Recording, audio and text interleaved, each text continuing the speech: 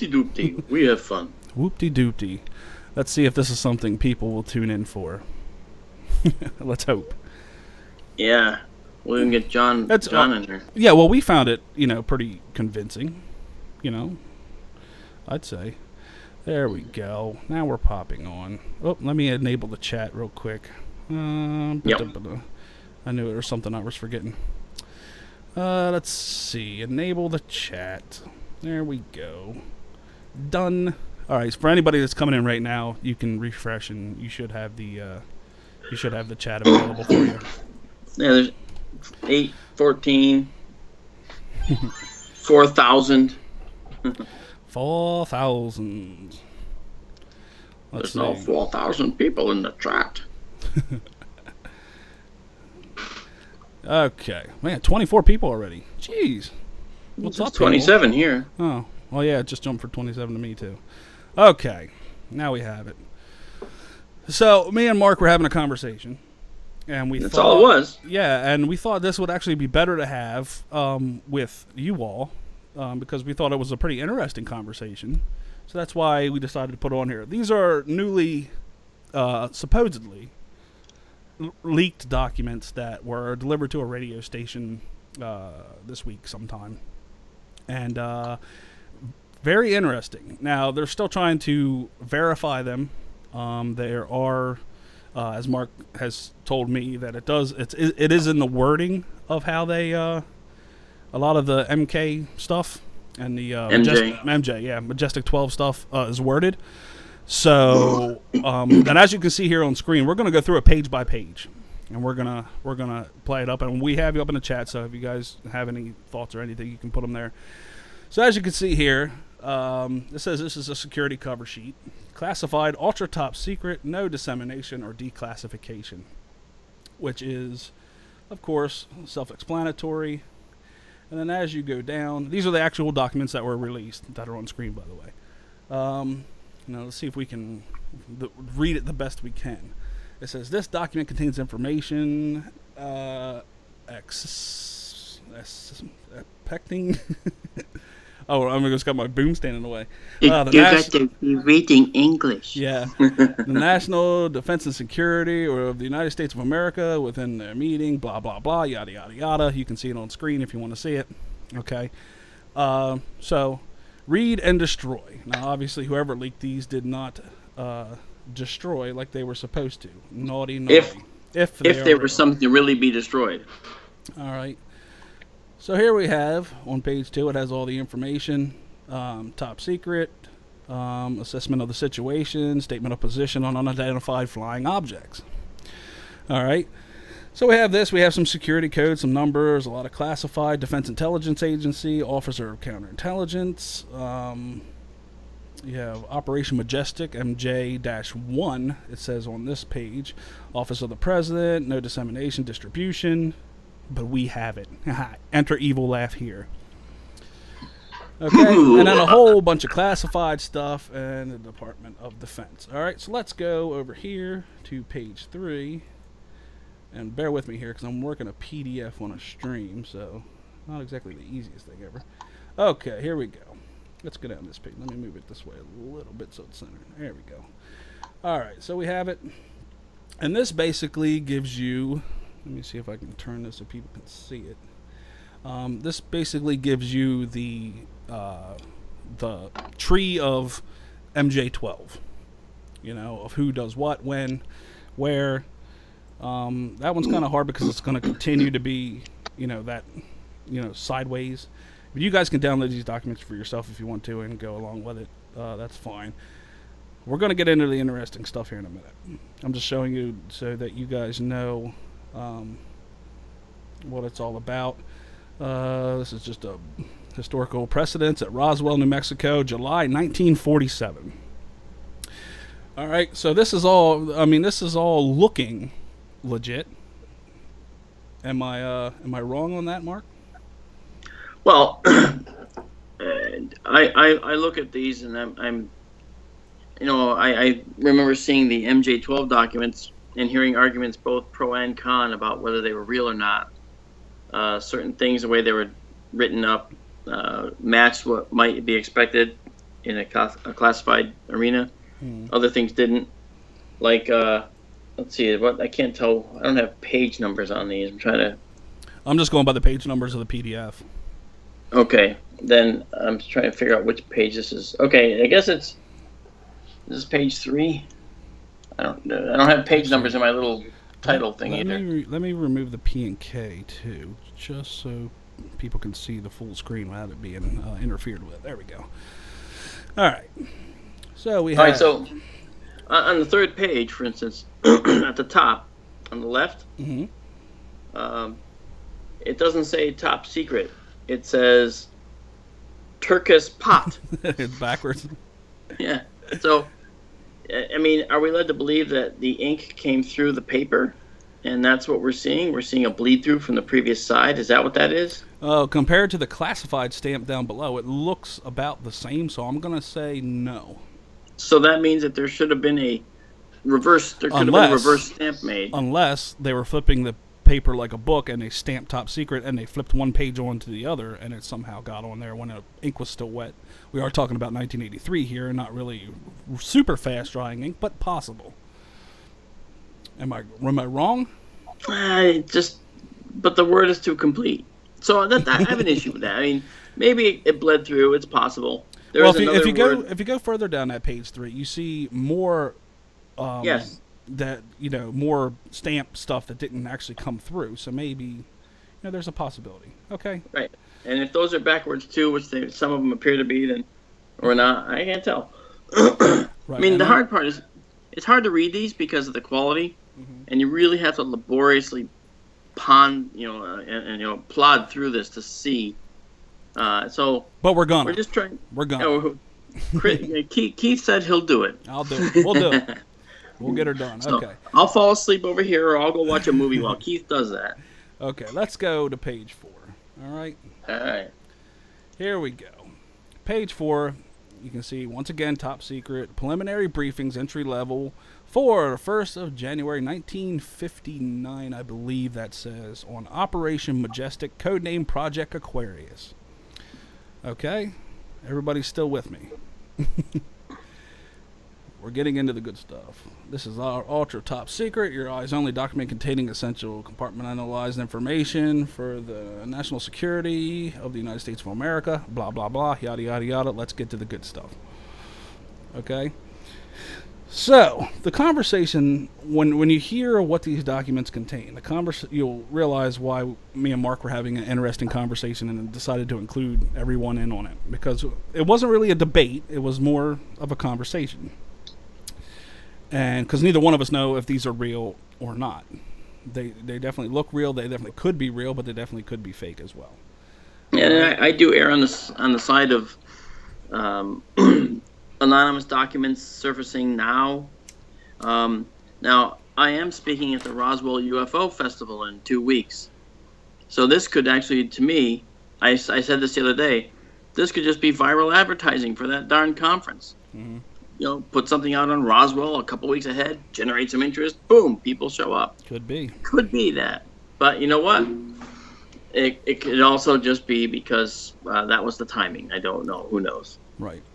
So here we have on page 5, it says, the ultra top secret classification utilized in this briefing paper is of Defense Intelligence Agency Pentagon designation. Other agencies and or departments of the various military and executive decisions will use another form of security level nomenclature. All accession was by presidential authority only, and the following cross-reference of departmental designation is for the reader's information only. Once again, it tells you the classifications for each department: Department of the Army, Department of the Air Force, Department of the Navy, National Security Agent, Central Intelligence Agency, and Department of State. Got it. Well, you got it, but I'm not sure what page you're on. I'm on page 5. Well, I don't have page numbers. I'm PDF page 5. Are you looking at it doubly, or did you zoom into individual pages? Yeah, no, I have it doubly. So let me just go back to page 5 here. Okay, PDF page 5. You're right. Okay, that's where I am now. And that's on on the right side is the objectives page. Mm-hmm. Yep. Okay. And it's just telling each clearance level for each department. You know, that, like in the Department of the Army, is top secret, Red 1, and Department of the Air Force, top secret, that's 10 PSI, whatever it is. And it says, notice, within this paper, certain names have been changed or deleted in order to protect the safety and or privacy of living persons. This is within the meaning and the scope of the Right to Privacy Act and is being carried out under the Department of Justice's Federal Witness Relocation Program in some instances. True identities of these persons may be provided upon special request by presidential approval and on need-to-know basis only. Dun, dun, dun. Dun, dun, dun. Okay. All seems good. Seems like a fairly standard, classified document that we have seen many a times before. So, here we go. List of contents by section, okay? So Section A is going to be Objectives, History, and Organization of Operation Majestic. That's 4 pages. Okay, Section B is Historical Precedents of Roswell, New Mexico. Section C is the Historical Precedents of Aztec, New Mexico. Section D, Selected and Condensed Conversations with an Aztec HH Extraterrestrial Biological Entity. That's 7 pages. And Section E is the assessment of the situation and the statement of position on unidentified flying objects, prepared for entry level, Majestic 12. That's 6 pages. And the appendix, selected illustrations. So, here's... okay, I'll save that for a couple minutes. Let's get into the good stuff, shall we?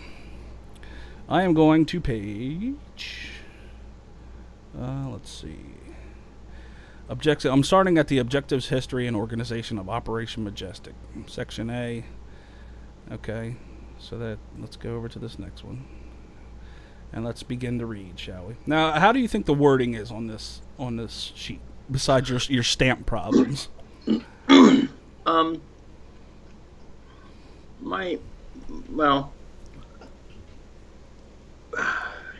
mean, under objectives? Yeah, I mean, how do you think of the wording of this document so far? Like, do you think this is pretty standard, on par? It seems like boilerplate, but you know what? I'm not an expert in all classified documents, obviously. So I don't know. I mean, neither of us know. But I mean, from my point of view, I'm coming at it from the point of view of a guy that doesn't let many details get by him that shouldn't be allowed to slip by. And so I'm trying to see if anything makes sense here as I'm reading it. And so far, nothing's standing out at me. But I'm sure someone that knows classified documents can look at this and laugh about some parts of it, perhaps. Mm-hmm. Well, here we go. Once again, this document preliminary briefing on objectives. All right, so let's go here. Operation Majestic 12. Let me see if I can move my microphone out of the way a little bit. It's above top secret research development. We already read that part pretty much. It was designated by President Truman on the 24th of September 1967 upon recommendation by Vannevar Bush and the Secretary of Defense James Forrestal. Now, those names do sound familiar. Vannevar Bush is, I believe, former President Bush's grandfather, if I'm not mistaken. I do remember that. I do remember him. And James Forrestal, is that the guy that jumped from the D.C. hotel? Or, quote-unquote, jumped from the D.C. hotel? James Forrestal? Yeah. Secretary of Defense. I'm trying to remember how he died. Okay. Objectives of the group include evaluating the risk, control, and containment of the violation of United States airspace and of national security by unknown and possibly hostile aliens of one or more advanced races of beings presumed to have originated elsewhere than on planet Earth. The development of an effective countermeasure and the application of any scientific or technical discoveries made during the operations is also of the highest concern. The following are some established aspects of the situation. Okay, number 1, advanced beings of non-human nature are continuously being detected along with their flying disc craft in the controlled space of the U.S. since 07 July 1947. Okay. Number 2, the remains of 7 flying craft and the bodies of 27 deceased non-human beings have been recovered as of this briefing date and are at present being studied by Magic 12 scientist. Interesting. Hmm? Mm-hmm. Yeah. 3 of the recovered craft are nearly intact, and one such machine has has regained or some of its power since retrieval in 1948. I'm not sure what that word is. Yeah, there's a word in there that's hard to read. Yeah. Since 1957, no additional alien craft have been available for study. The assessment is that these beings have adapted or perfected the machines to the conditions of our world so as to avoid any further such revealing crashes. Now, once again, this document is dated 1983. So this is for somebody that has to be briefed into the Magic or Majestic 12. This is who this document is for. So to speak. So to speak. Yeah, I mean, Okay. in reading this, it's like now there's 7 flying craft and 27 bodies. Mm-hmm. I mean, I'm not sure, why would Stanton Friedman, for instance, not ever talk about that? I mean, if anyone knows anything about the Roswell crash, it's Stanton. Absolutely, Stanton knows all about but it. once again, it all comes down to the validity of this document.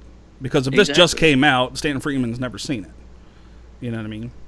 But he's certainly being the top researcher on this. I could bet that this guy, Stan probably knows the rumors, heard of this before. Well, you can be a top researcher in anything. You can be the top Yeah. rocket researcher and all of a sudden find, some dude in his basement finds a new propellant that's the rocket researcher has never heard of. That doesn't mean...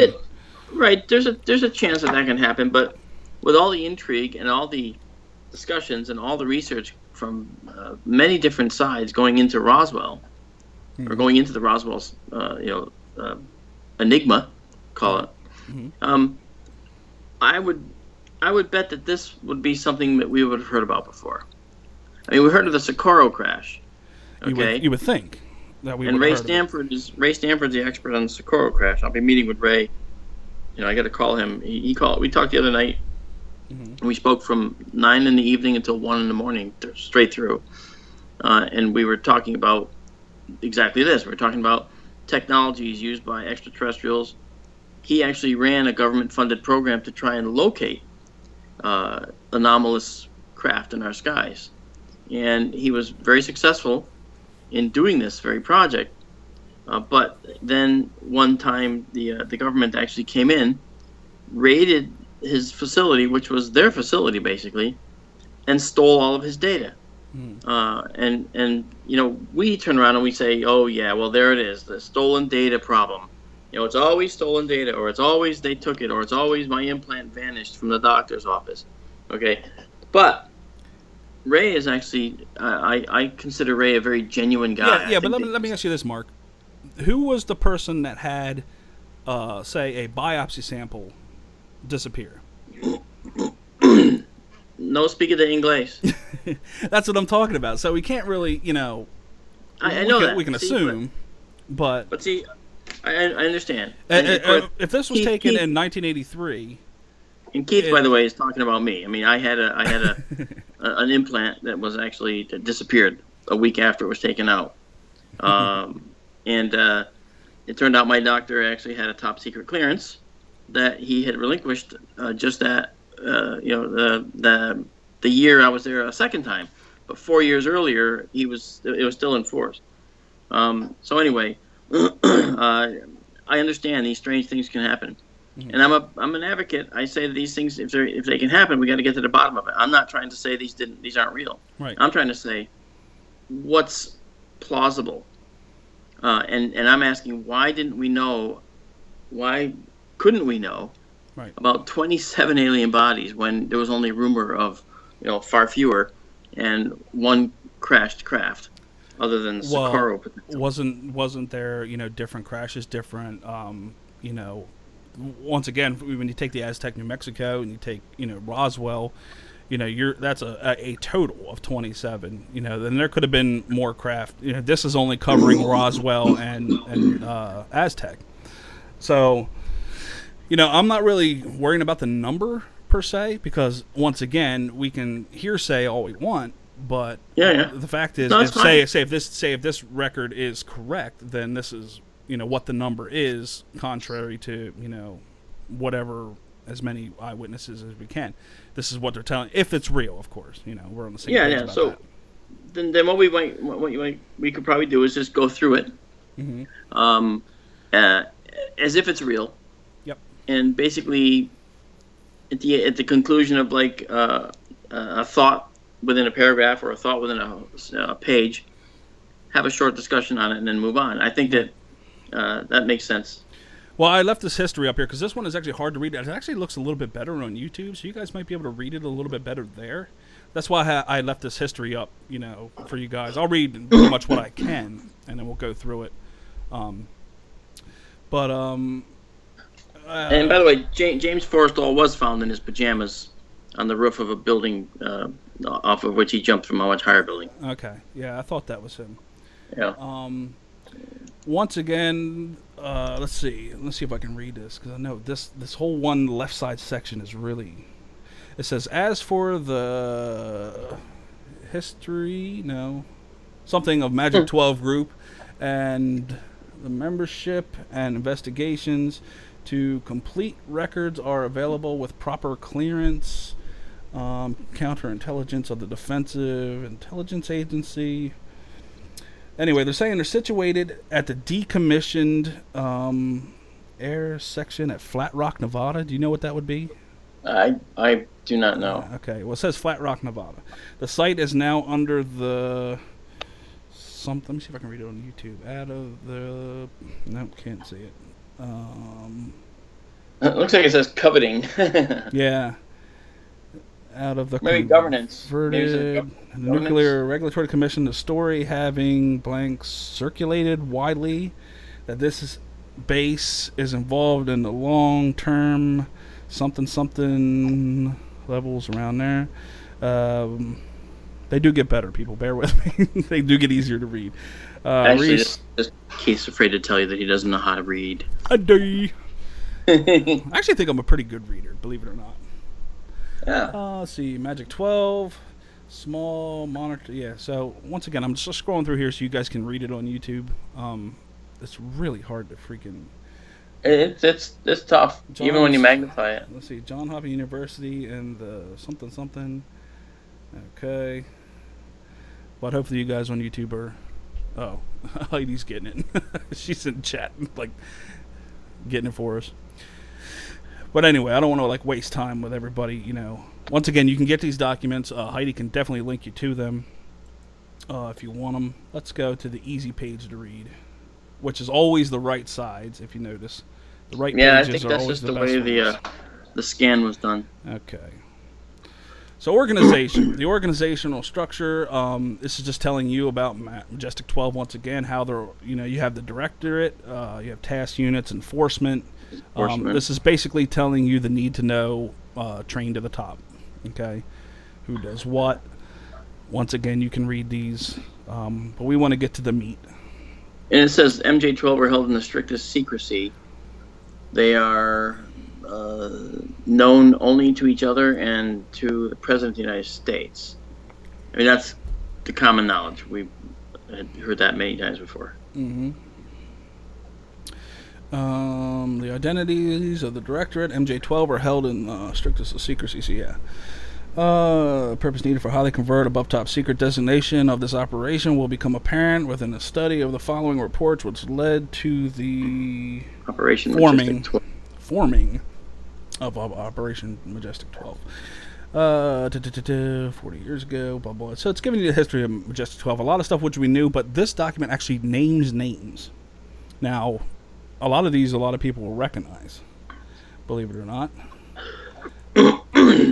And let's go down here, just make sure it's coming across on YouTube. Trying to center it. There we go. All right. So here we start Roswell, New Mexico. 7th of July, 1947. All right, page 1 of 6. On the 7th of July, 1947, a secret operation was begun to assure recovery of something, blah, blah, blah. unidentified flying object which had crashed at blah, blah, blah, blah, blah, New Mexico. Okay, I'm guessing it says Roswell somewhere in there. The object was Or down approximately blah blah blah blah blah southwest of Roswell Army Air Station. Later, Walker blah blah blah blah blah to authorities there by a local rancher during blah blah blah blah blah. Aerial reconnaissance blah, blah, discovered. blah. Yeah, it's just that whole section is just really. Actually, know you know it. what? Let me. Hold on, guys. Let me. Can you do some kind of contrast? I'm gonna try. I'm gonna put the actual moon imager to work. Let me see what I can do here. All right. Let me see. Hey. Moon imager to the rescue. Oh, look at that. Oh, look at that. Oh my. Well, that doesn't help me on my copy that I'm looking at. No, but if you look at the YouTube, it might help a little bit. And I'll be 30 seconds behind us. All I did was remove the gamma, and it's perfect. Well, not perfect, exactly. but it's a lot clearer.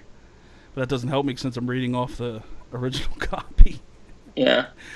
Oh well. So it helps the folks on YouTube, but doesn't help us. Yeah, and Heidi just linked the PDF if anybody wants to read along or have it. But I did what I can on YouTube, and actually it's a lot darker, so hopefully this will work a little bit better. I still can't read them I mean, I can read it off of the... let me see if I can blow up this here.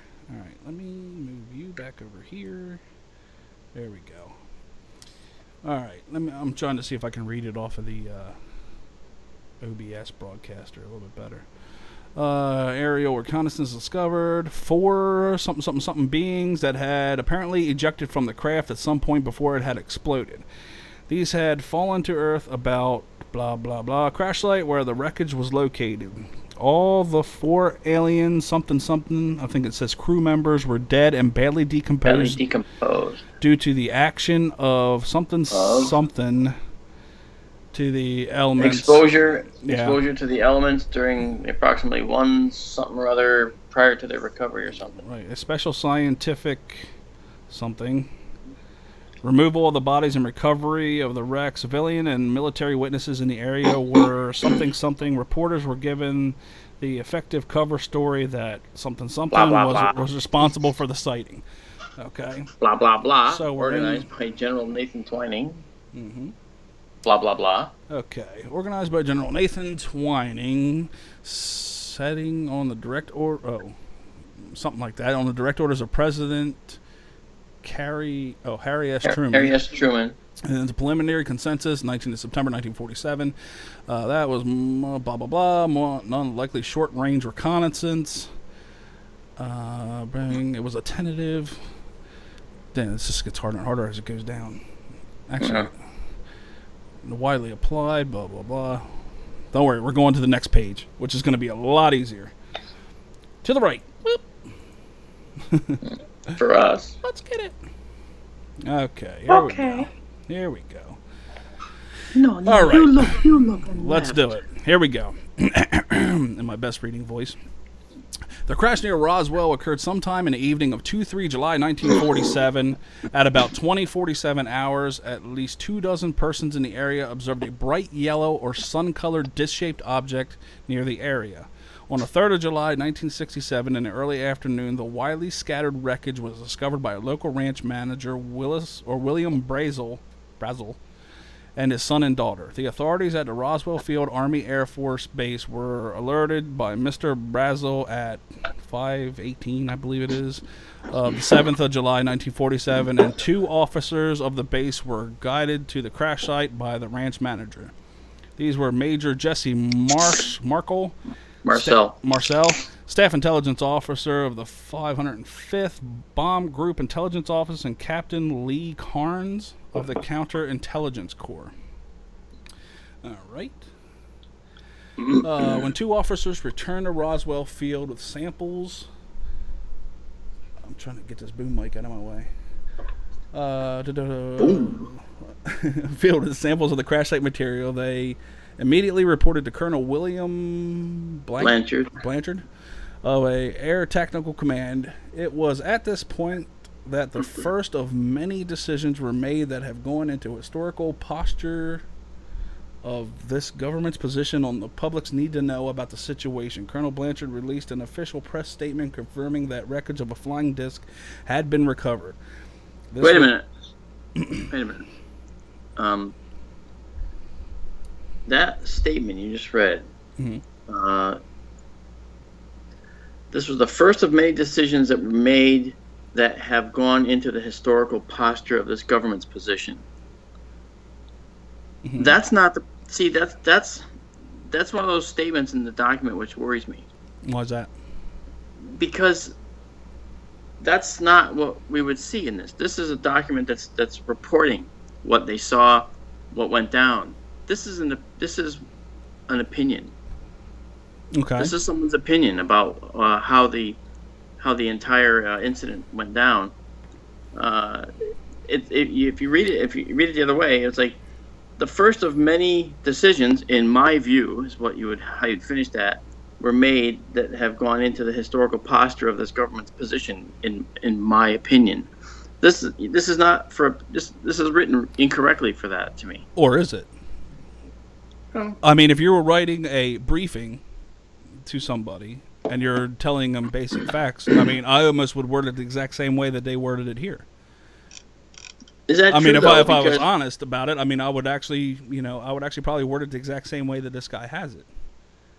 Basically saying that, I mean, the decisions which are basically going into how the government stance came to be on UFOs, or this is how it came to be that we deal with it like this.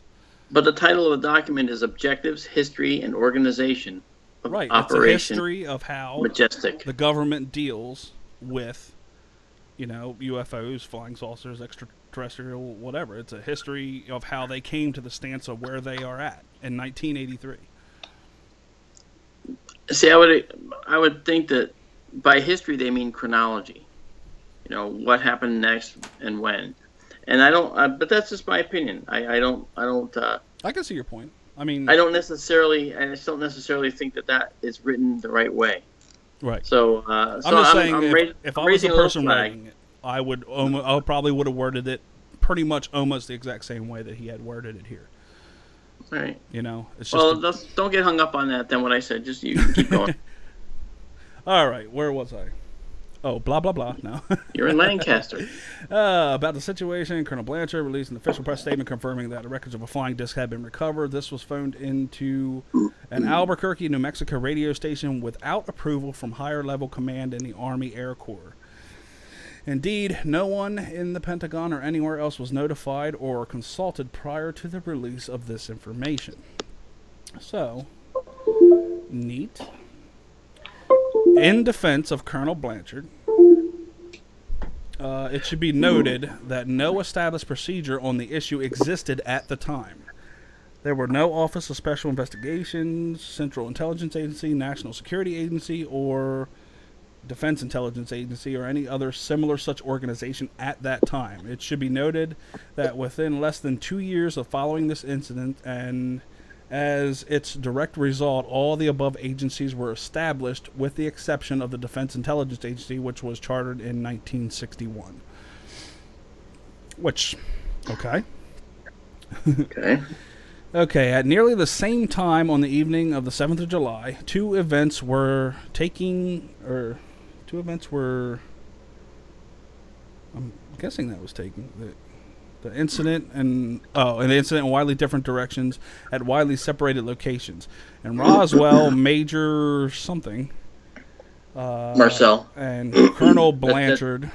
Major Marcel and Colonel Blanchard. Yeah, to load the debris onto a B-25 aircraft and fly it to Wright Field, now Wright-Patterson Air Force Base at Dayton, Ohio, for examination. As this was being done, a reporter from the Albuquerque radio station called to Wright Field to confirm the crash with the commanding general there. This was Lieutenant General something Twining. That's Nathan Twining again. Nathan Twining, okay. I'm going to let you take over the next paragraph. It's Air Materiel Command, he said. Yeah, Air Materiel Command, where any such reported incidents should have been filed.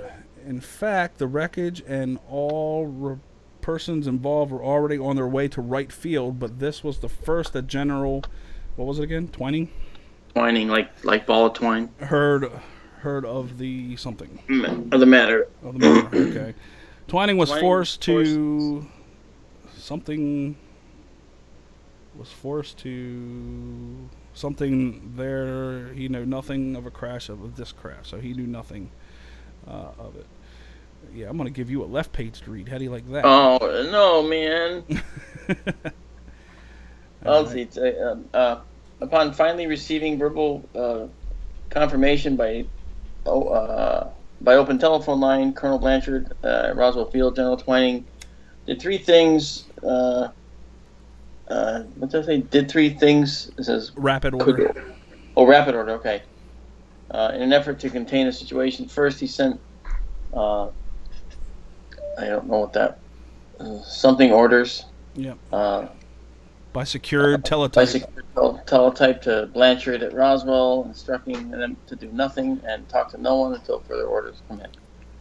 Twining used the something system to contact General Ramey, Roger Ramey, or Roger Rabbit. No, sorry, it's Ramey, who in command at Cornwall.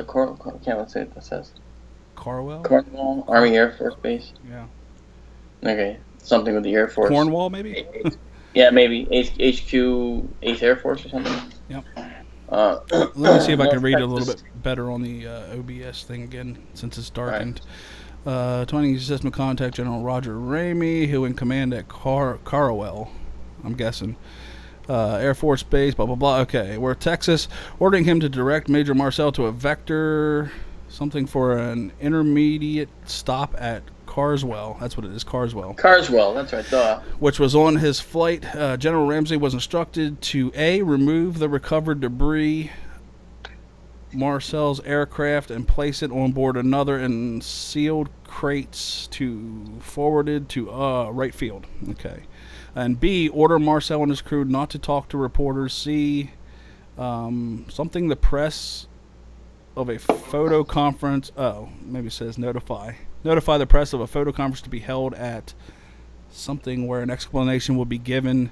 And D, stated at the conference that the wreckage was only the remains of a weather balloon and it's attached. Yeah, that's what that is. Attached something. Presently displayed created evidence of the same. Return Major Marcel to the Roswell Field and General Twining in an open teletype to the newsrooms at the two Albuquerque radio stations to cease transmission of the original story and to contact something Office of Public Information for the correct release. Finally, General something and phone and flew directly to Roswell Field in New Mexico. I think it's finally the general boarded a plane. Oh, okay. Yeah, boarded a plane and flew directly to Roswell Field in New Mexico. His arrival in Roswell, General Twining relieved Colonel Blanchard command and something troops to set up a secure perimeter around the crash site.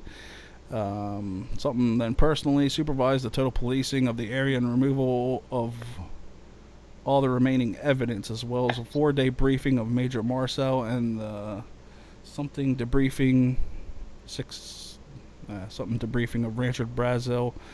Well, cleanup was complete. So so basically he kept them incommunicado while the cleanup was being done. Mm-hmm. The wreckage recovered at Roswell consisted of 327 fragmented pieces of various structural debris. Most among these were... let me see here. Many lengths and configured in diameter to an inch, just under 2 inches. This one's really hard to read. I'm looking at it on the OBS just to see. Also found were many. So basically, it's telling you there's a lot of shit. Yeah, but they're also telling us what the closest analog material was that we could see, and they're also mentioning hieroglyphic symbols. Right. Which we know. This sounds like a summary of just what we already know. Right. I don't see anything in here. It's just that's easy giving. to- I think that's just a point of giving validation to, No. Yeah, it's easy to find this, like what everyone says over the years and just rewrite it. Sure. Ooh. Okay. So now we got following the discoveries near Roswell, New Mexico, it became obvious to the intelligence officers working under the newly appointed Secretary of Defense James Forrestal that a special operations group was going to be needed to coordinate the acclimation and dissemination of Accumulation and dissemination. Well, thank you, smarty pants. Okay. Because I got a big boom arm in my way. Yeah, you do actually. Yeah, keep reading. I'm going to move this over so it's out of my way. Data on the subject. This became known as the Majestic 12 Group when President Harry Truman chartered them in September 1947. The original director of the group was as follows: Lloyd Berkner, scientist and executive secretary of the Joint Research and Development Board in 1946 under Dr. Vannevar Bush. Also headed in special. Can't read that. Also headed the special committee to establish weapons systems evaluation group. Was scientific consultant to the General Central Intelligence Agency on UFOs during the years with MJ-12. Dr. It looks like Detlef Bronk. Or yeah, it's probably something. Yeah, okay, Bronk. Dr. Bronk, internationally well-known physiologist and biophysicist, chairman of the National Research Council and the Medical Advisory Board, and the Atomic Energy Commission. Oh yeah, you're right. Later, the Nuclear Regulatory Commission, also we chairman go. of the Scientific Advisory Committee of the Brookhaven National Laboratory. In Long Island. Oh, thank you. Dr. Vannevar Bush. Vannevar Bush. Should I read that one? Yeah, you know. Recognized as one of the United States' leading scientists, organized the National Defense Research Council in 1941 and the Office of Scientific Research and Development in 1943, which led to the wartime establishment of the Manhattan Project to develop the first atomic bomb. After the war, he became head of the Joint Research and Development Board and was responsible for the recommendation, along with Secretary Forrestal, to the President Truman that Majestic 12 operation was required. Dr. Bush was a principal organizer of the efforts to bring many scientists, including Albert Einstein, to the U.S. before and after the war. Many German scientists. James Forrestal served as Secretary of the Navy before he became Secretary of Defense under President Truman in July 1947. Among his first acts as the Defense Secretary was the responsibility for organizing the crash recovery of the flying disc from Roswell, New Mexico, which occurred in the same, I'm guessing, year he took office. He was the first to approach President Truman about the need for a operation like MJ-12, and was something along with Dr. Bush of setting up on an international, or is that international? Maybe international intelligence gathering organization and amount of worldwide UFO activity. The results of these efforts would grow to include the Central Intelligence Agency and something National Security Agency, both of which were founded shortly after Roswell and Aztec crashes.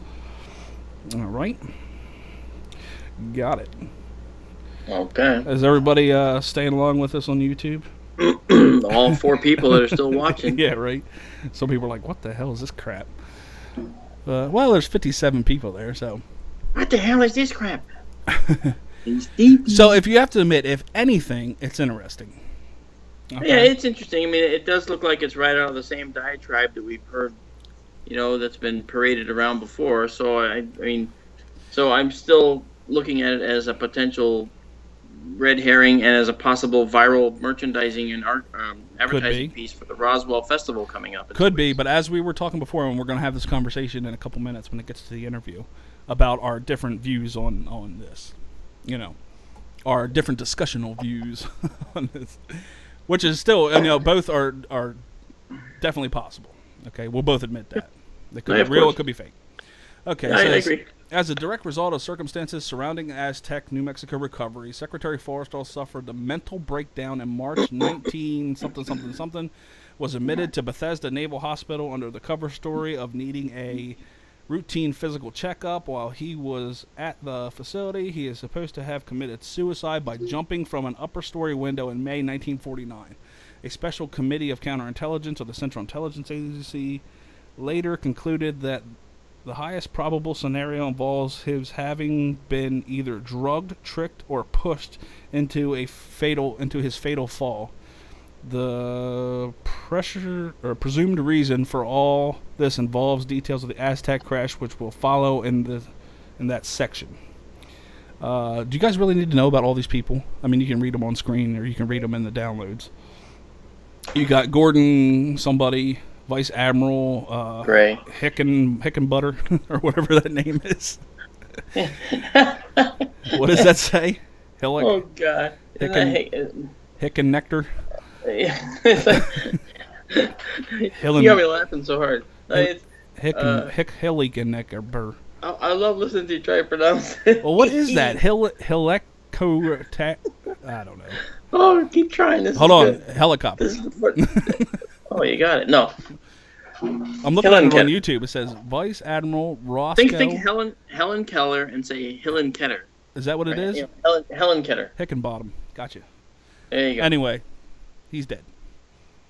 Let's see. Dr. Jerome Hunsaker? Yep, Hunsaker. Okay. As you can tell, the text on the right pages I'm not really into because I can barely read them. But the text on the left. The right pages are pretty good. All right. Yeah. And once again, we got Donald Metzel and General Robert Montague, I guess. Montague. Okay. Rear Admiral Sidney Sawyers, General Nathan Twining, General Hoyt Vandenberg. Oh, interesting, huh? Very important guy, yes. He appears in all this. It is possible to disclose the identification of the original MD-12 directories because they are all deceased. Okay, at this point in 1983, this guy's saying that they can release them. Yeah, they're dead. Okay, so let's go back over to a left page, shall we? Which actually, okay. Mm-hmm. Historical precedents at Aztec, New Mexico is our next. If they're all dead, that does not allow them to release their names. If there was a classified program, they would stay classified. The names would not be released. So that's a little red flag for me. But go ahead. Whatever. Oh, it's a big whatever. Come on. All right. Aztec, New Mexico. I am doing page 10 of 24, whatever that is. It says Aztec, New Mexico. Yeah. On the 25th of March, 1948, at approximately 1619 hours. Oh, man, here we go. Yeah, right? Mountain Standard Time. You're right. A disc-shaped flying machine came down about 12 miles northeast of the small community of Aztec, America. I'm not sure what that is. The controlled landing occurred in a small desert canyon and the private grazing land of a local farmer and rancher. Yes. Good. Is that right? Is that somewhat right, I guess? I was saying hi to my son who walked in. Hello.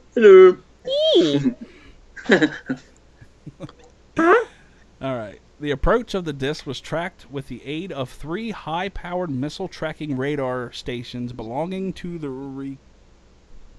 Recovery Network of the White Sands Test Range and located in classified areas of the southwest New Mexico. The disc craft was first observed in violation of restricted airspace of this facility.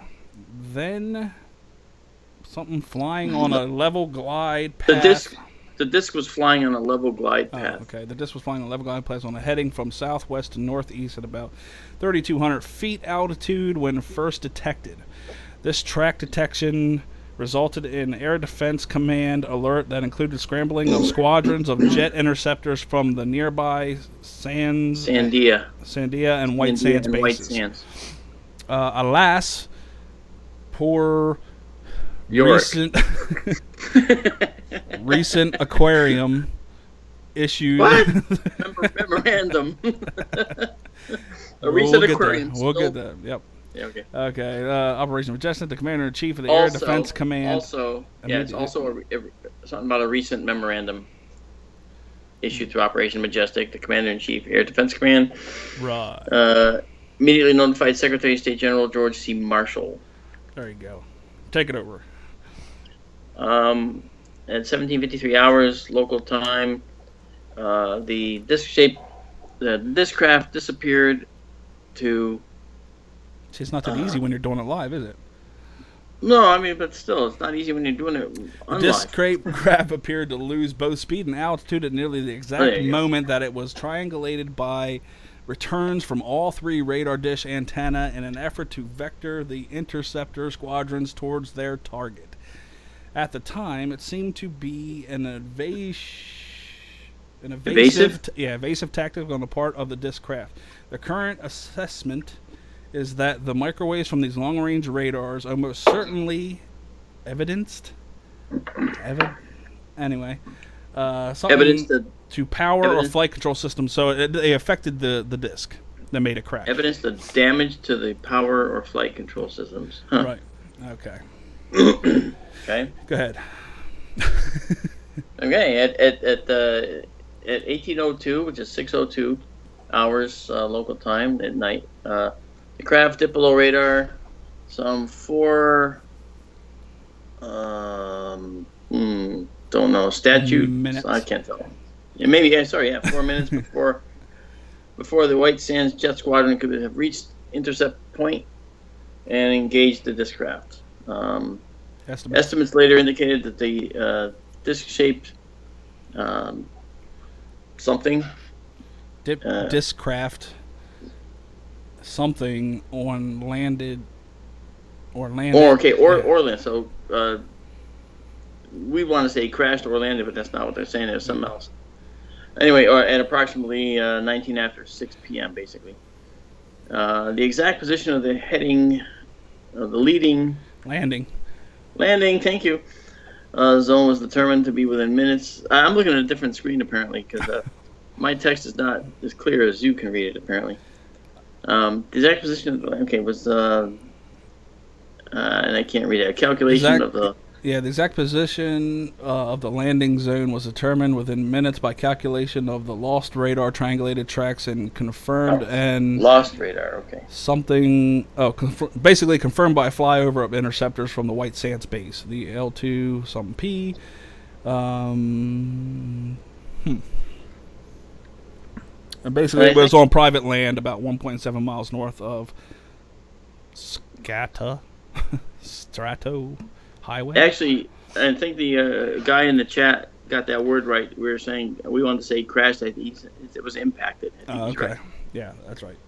Okay. Well done. You got a star. Well done, Genghis Khan. Okay. So where are you now? We're at the at 18:26 hours. Oh yeah. Okay. On the 20th of March 1948, the crash site was visually confirmed by the commander. Is that what that is? Commander of the IO something tactical fighter wing. Yeah. The something tactical fighter wing and relayed to the Air Defense Command officer at Sandy's base. Sandia. Albuquerque, New Mexico. This information was This information was conveyed at once to the CAD. Great. Something contact. The CADC, I think. Yeah. Who contacted Secretary of State Marshall? Cicada. Yeah. Okay. I'll just sit there and buzz. General Marshall. This one's getting hard to read. Able to secure. Anyway, read it. It's there on the screen. What? Before a majestic operation, blah, blah, blah. We want to get to the alien. That's what we want to get to. Oh, okay. Well, then why are we wasting time here? This alien. This is a rehash. Everybody knows this. This is why Marc has a problem, because this alien spoke perfect English. Yeah, that alien speaking perfect English. Come on. Okay, let me see. Roswell, New Mexico. The disc was recovered. This is basically telling you guys can read it for yourself. Heidi has linked it in the chat. You know, we want to get to the meat and potatoes. So let's get to the meat and potatoes, okay? You know, Vannevar Bush was involved. You know, all this. This is just telling you where it was found, how it was found, what they did to cover it up. General Marshall, blah, blah, blah, blah. But it's a very good read if you get a chance to. We're not going to waste our time here. And once again, it has a whole bunch of people. Oppenheimer, you know, John von Neumann, Carl Helen. Right. You know, don't leave any of the big guys out. You got to let all the big guys be part of this conspiracy, too. I mean, that's what makes a good story. Yep. Okay, and then you have Marl Tuve, and then you have Dr. Horace Van Valkenburg. Okay, and although not I think it's present, just funny listening to Keith massacre these names. hey, I'm just reading what's on or is it, or is it, or is it Massacre? The names. that says Valkenburg, doesn't it? That's fine. Yes. Oh, you're such a dick. Hey, you just made this R-rated, dude. Come on. That's all right. Cover your ears, little ones. So what is it, Dr. Marple A. Tuvey? What? Tell me how to pronounce it. Marl A. Wait, hold on. It's going to come back on YouTube. It'll probably be really clear on YouTube Merle. and make me look like an Merle. idiot. Merle? Yeah. Merle A. Scully and Mulder. Scully and Mulder, right? No, it isn't. What does that say? Dr. Marl A. Tuve. It's Merle, M-E-R-L-E, Merle. Like That's not Merle an E. Haggard. That's an A. No, Merle Dr. A. Maple. Dr. Maple A. Tuve. Dr. Merle A. Oh. And then the last name looks like Merle Valkenburg. A. Wait, are we on the same line? I don't know. We're on Dr. Marple Turv. I mean, the guy who worked with Bush and Oppenheimer, okay? For the Office of Scientific Yeah, that's Research. right. Okay. That's Merle, Dr. Merle A. And it looks like Tuve, T-U-V-E, doesn't it? Merle. I'll tell you. I told you it was Tuvey. Tuvey. Well, you said Poovy at first, and that was, in Archer, that's the character's name for... And the name below it is Dr. Horace Van Valkenburg. Am I wrong?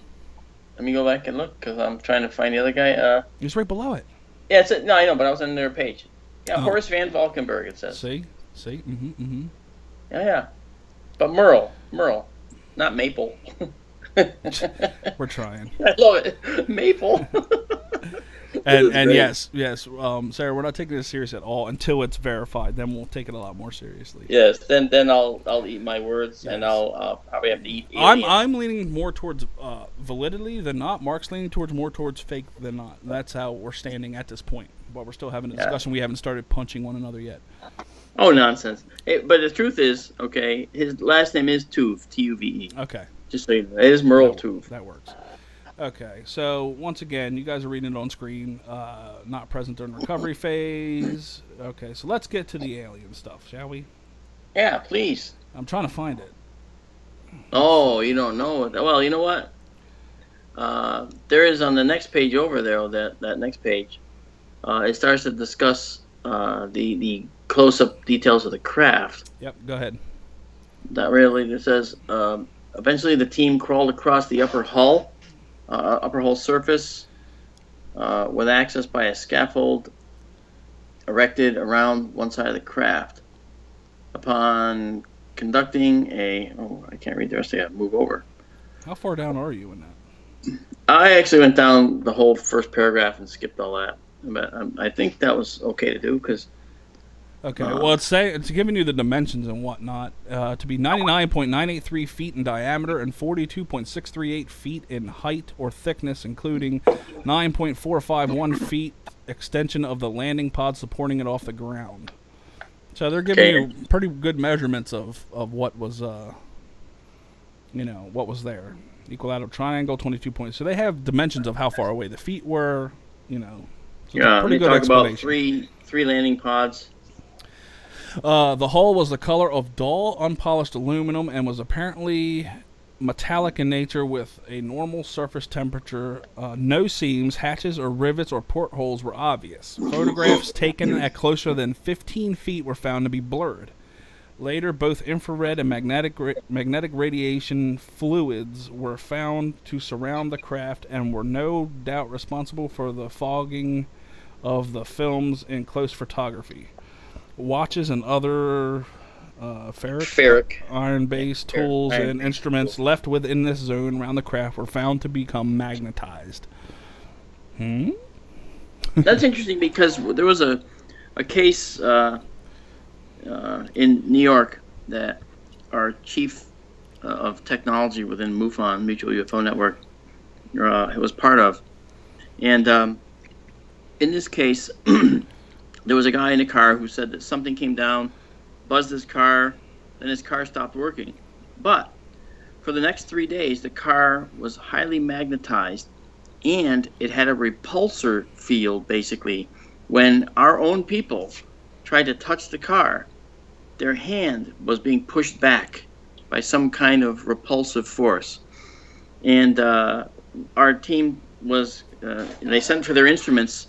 It took a couple days for their instruments to get there because the team on the ground was like a rapid response team that was just in the area. And as soon as the instruments came out from the West Coast, by that time the effect had died away. But they actually, this was a real case. So what they're saying here is plausible because we know what happened. You know, we have people within the MUFON that actually witnessed this, right, and who are beyond reproach. I mean, they're believable by far. And the next paragraph pretty much just details how they got in. You know, we did the old Stone Man method and started banging on it with hammers. Well, I thought they clicked the little remote. And then pretty much they got it to it. They realized that it was a 2-layer hull.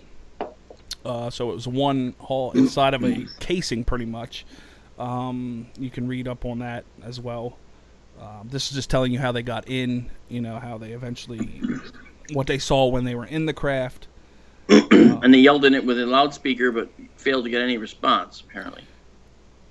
Yep. Okay. Isn't that what it says? Here we go. Let's see. First... Oh, yeah. This is, once again, it's continuing how they got in, and it says the heat was applied in excess of 10,000 degrees, and finally a diamond-tipped drill bit were used until the crack was at last extended longitudinally, wow, and finally widened into a gap great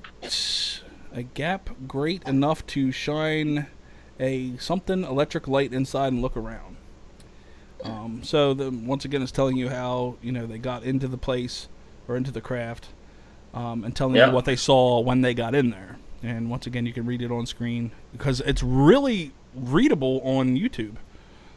If you look at the YouTube stream, it's like perfect, and we're over here like, what does that say? Yeah, I know. If I didn't have to wait 30 seconds to read it off of YouTube, I'd be great.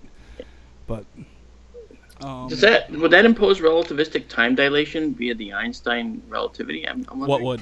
If we read it off of YouTube, and we have that imposed 30-second delay, does it get compounded? Do we end up seeing Lorentz transformation of our time streams into like longer and longer times or shorter and shorter times? What do you think, Keith? Microphone in your face. I think we're gonna die. But once again, I'm leaving it on screen so everybody can read through it, so we don't have to, because it's not that clear on our copy, but it's looking really good on YouTube. It is. I'm learning on the. You know, okay. And huge rectangles. What the? Whoever wrote this really needs. We have to give some writing lessons to, but. Yeah, or maybe the person reading and it. You can tell, if we weren't, you know, medieval enough, it says sledgehammers were not dead. So we tried to take sledgehammers to it. Hello, welcome, alien beings. Let's take a sledgehammer to you. And, kablong, yeah. Kablong, kablong. And it rang like a bell. Sleep in here. Bung. All right. So it says, after experimentation with a long, thin rod to probe at what looked like something or buttons inside. Anyway, read all that. We're still going. I'm just giving it to you on the screen if you want to read through it real quick. Once again, Heidi has the links for you if you want to read it on your own. Yeah, see, Keith just wants to get to the alien interview thing. We're getting there because that's where we had our conversation about. Yeah. All right. I mean, on the YouTube screen, you only have like a portion of the overall document. Yeah, it's one page at a time. Okay. On one individual page. And you're not cutting off the left edge, are you? No, but it might. Let me see. I'm waiting for it's on an angle. No, it's on an angle on the screen on the PDF. Yeah, no, but that's. Yeah, so it's cutting off a little bit. I can't go too far. It's going to cut off the right side. Oh, okay. So I just tried it there. That should work. And then these ones talk about the instrument panels and all that good stuff. Sections of the saucer hull, which contain both upper and lower deck cabins. You can read about that. Reads about how it was all interlocking. And there was hardly any seams or anything for anything, which is neat. Okay. Right, we always hear that UFOs never seem to have any kind of Wow, seams for some reason. this one really has a lot of disappearing text. I'm not even going to try with this one, but page 14 to 24 during the you can definitely read through that. You can go through all that stuff. Wow. Well, let's just let's just take a look and see if on the left page anyway. That's page C8 of 10. Is that what that says? I am on section C8 of 10. Oh, I'm not even. I'm on page C9 of 10.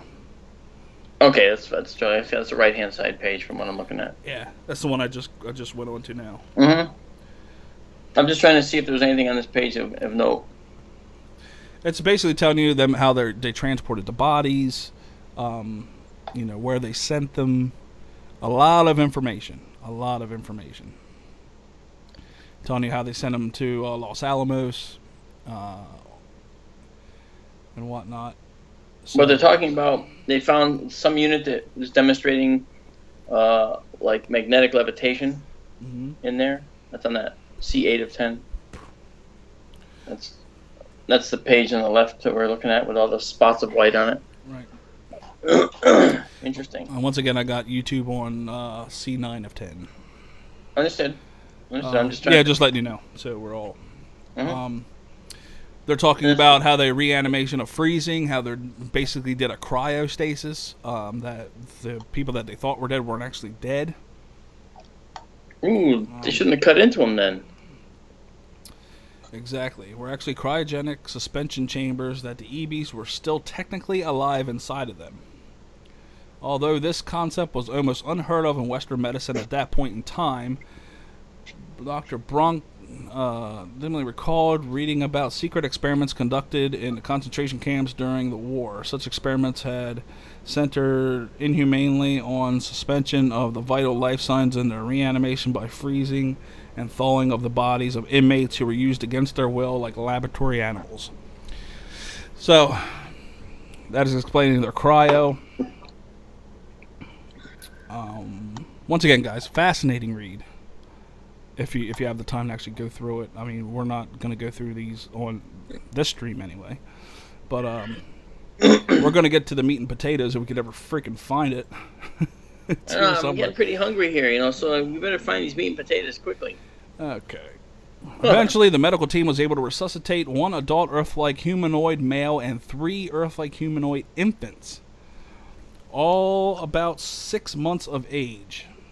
And how would they possibly know the age? 2 male and 1 female. The rest of the infants and 1 more short, gray-skinned, large-headed humanoid EBE. Yeah, perished in the attempt to revive.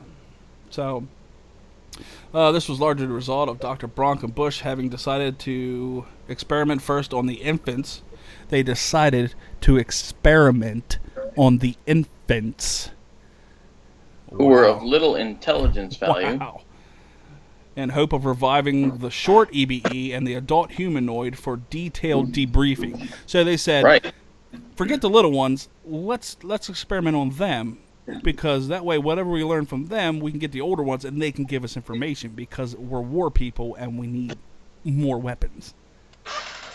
Yeah, wow. I mean, who knew? I mean, who would know actually whether the infants were not just some bioengineered, very intelligent, smaller creature from or the same some kind of weird Joseph Mengele, humans in a German spacecraft. You know what I mean? You never know. Yeah. All right. The adult Earth-like humanoid, whatever that was named Obi, it turned out. Oh, no, that's true. Turned out to be himself an EBE, but he spoke perfect English with a slight and untraceable accent and exhibited many telepathic and psychic skills as well.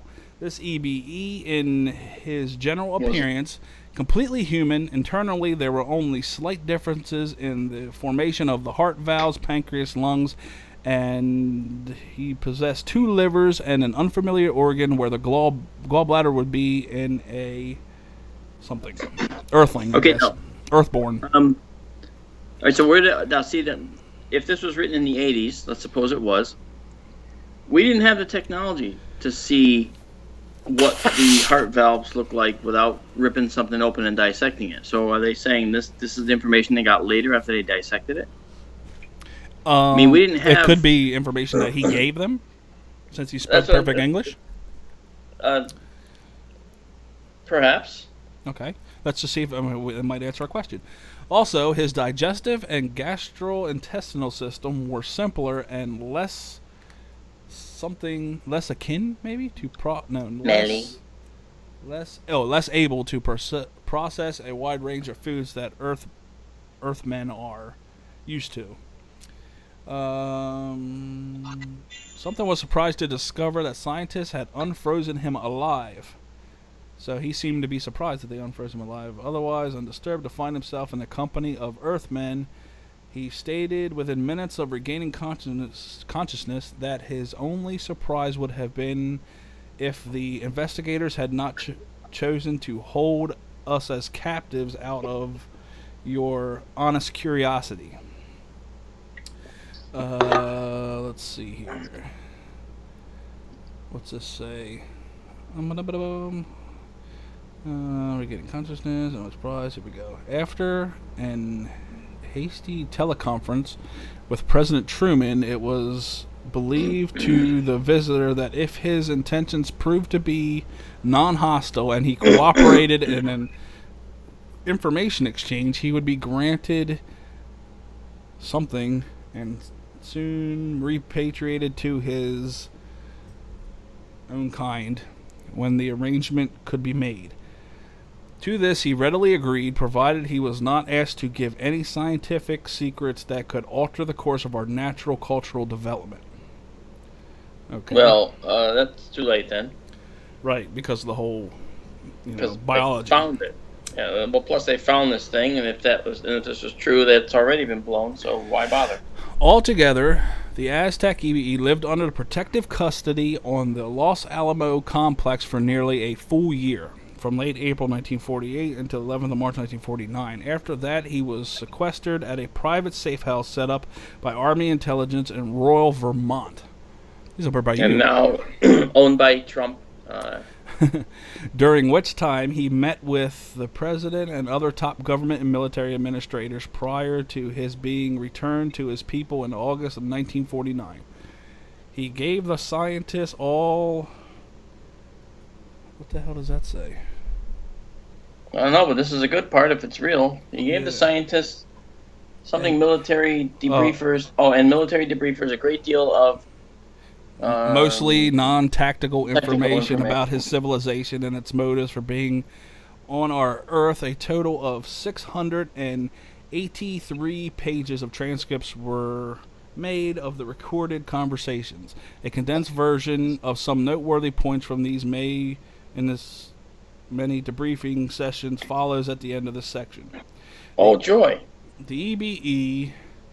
Joy. Little Horn? What's it sound like? It says Little Horn. Saw little harm. Oh. I was like, giving them Indian names. EBE called Little Horn. Yeah. EBE saw little harm in allowing us to keep the remains of a spacecraft for... Study. Is that what that says? Wow. Yeah. Since he felt our understanding of it could only gradually develop. Right. Go for it. Really? Yep, go for it. He did suggest. Oh, I didn't see. I couldn't read suggest. He did suggest that his people would probably have to drop one in similar condition. Stellar. Oh. Have to drop one in stellar condition. In the hopes of... In the hopes... Oh, in the lapse of the Soviet Union, just for the balance of things to be something maintained, I guess. Close enough. I understand the idea. Give the enemy one, too, so they have equal capability. Man, these guys violated the Prime Directive if it's true. Right? Mr. Data, drop another Enterprise on the aliens. Number one, yes, sir. Going to take a number two. Okay, so here we go. The EBEs are little harm. Okay, we already got that. Suppose that his people would probably have to drop in the laps of the Soviet Union. Okay, just for the balance of things to be maintained. And the team of scientists was told that the human-like infants. Oh, no. Tens are welcome to take this up with any higher authority you can find willing to listen to you if you do not approve of this course. Okay? Now you're on your scientists. Oh, okay. There's something team of scientists were told that the human-like infants were something for our world anyway. What's that mean? What's that word? Let's see. Meant, designed for our world anyway. Uh-huh. And we were welcome to keep them. Oh, great! So these aliens dropped off their criminals, which are of course, as they grow, they shrink and they get smaller. Human-like infants, destined for our world anyway, and we were welcome to keep them in August 1949. The Aztec CEBE was returned to his own kind in a meeting site, Kirkland Air Force Base, Texas, and the arrangements were made for a meeting at the same location to open diplomatic relations. Okay, and now the condensed conversations with the Aztec New Mexico EB. Okay, let's do it. Section D. Mark wants the D. Oh, so here we go. The left page start. That's exciting. Of course. The following conversations were held over an 11-month interval between various interrogators, labeled here as INT and the Aztec EBE. These are reduced from many hours of recorded debriefing and are included here to give the reader a degree of insight into the character and the personality of the subject. These statements are not intended to provide complete answers to questions. All transcripts of the debriefing and the original tape recordings of the same are available through special request and with proper clearance from the DIA Office of Counterintelligence or Majestic Ops Headquarters, Code Digger Command, Project Aquarius. These may be procured through the something liaison office at something joint strategic objective staff division national defense section. Okay, let's get to the interview. Here we go. I'm just going to say officer alien to make this a lot easier, okay? Yeah. So the officer says, "What shall we call you? What is your name in your native language?" My name's Roscoe. Oh, sorry. The alien responds, "Oh, now even that isn't easy for me because you will not get the phonetic pronunciation correct without practice, and I am not able to write it down for you because we do not use an alphabetic printed language that I could translate to English easily." He says, "Why don't you try it out on us anyway?" And the alien says, "Of course." And good luck. And Sec the Mouse sounds like a rapper. Sec the Mouse. I am not a rapper. I am Stephen Hawking. Will that do? In this first of 4 names I am known by. In our written language, this would be shown by a single graphic symbol that would explain my entire lineage. So one symbol would explain his entire lineage. Hang on. That's straight out of a science fiction movie. Okay, one symbol explaining their entire lineage, straight out of a science fiction movie. Okay. So, red flag, noted. Go ahead. Okay. Why is your written language so different from ours? And the alien says, "Why is yours so different from Egyptian or 30 centuries something? Forgive me, but that is not a simple problem. The group I belong to gave up any identification with any planet or its culture before your people learned to make fire. There were once thousands of languages, both oral and written. In our many civilizations, it's become important to use symbols to represent whole words, was even concepts that all of us held in common. Soon your culture will do the same with public signboards at first, travel, intercommunications. Many of the people will always cause this to happen." Now let me say this right. We are on our way to doing this. Yeah, so... Right now. We are using emojis. We are using, GIF images, if you will. We're using more and more like shorter ways, text language, taking letters out that people still know how to read. We're doing this right now. So that's a hit for 1983. Yes and no. Don't you think that anyone trying to pull off a hoax like this would, in fact, subtly write in some of those things so you could recognize them and say, yeah, that's something we're doing now? Good. Absolutely. And another red flag for me is how come this alien supposedly knows that we call them Egyptians? Mm-hmm. Where did that come from? How does he know that? Well, I think we'll get our answer. It says, the guy says, why are you here? And the alien says, specifically to bring you these children. And we like trees. That is, that's weird. But okay. So now we got a bunch of wacko environmentalist aliens in our hands. Tree-hugging aliens. The interviewer says, would you mind expanding on that? And the alien says, certainly. In what direction? You see, we would have to see you blow up such a pretty little planet. We would hate to see you blow up such a pretty little planet. To ruin so many nice trees. If you only know how hard it is to make a tree from scratch. People are easy. They follow naturally, but not without trees, of course. I think that's what that's Wait a minute. The transcript basically says, we would hate to see you blow up such a pretty little planet. To ruin so many nice trees. No. I'm realizing that. I'm more red flags. Okay. Go ahead. I'm sorry. Yep. Go ahead. But not without trees, of course. Okay. Things must be respected above all else except children, and are very much alike.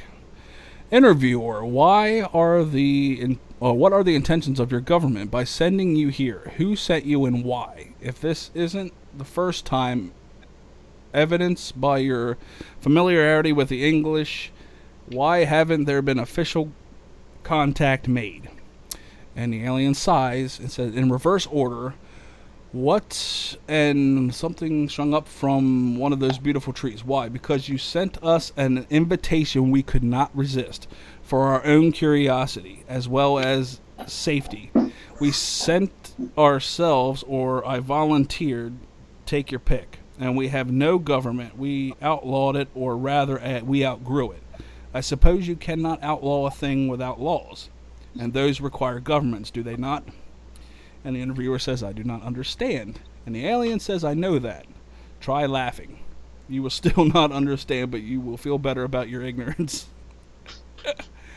Oh, smart-ass alien. And now they're comedians from the stars. Right. That's even better. Interviewer. But that's not good enough. Make me understand. And the alien says, it will from have to suffice. One cannot teach until a student wants to learn. Is that until? Wow.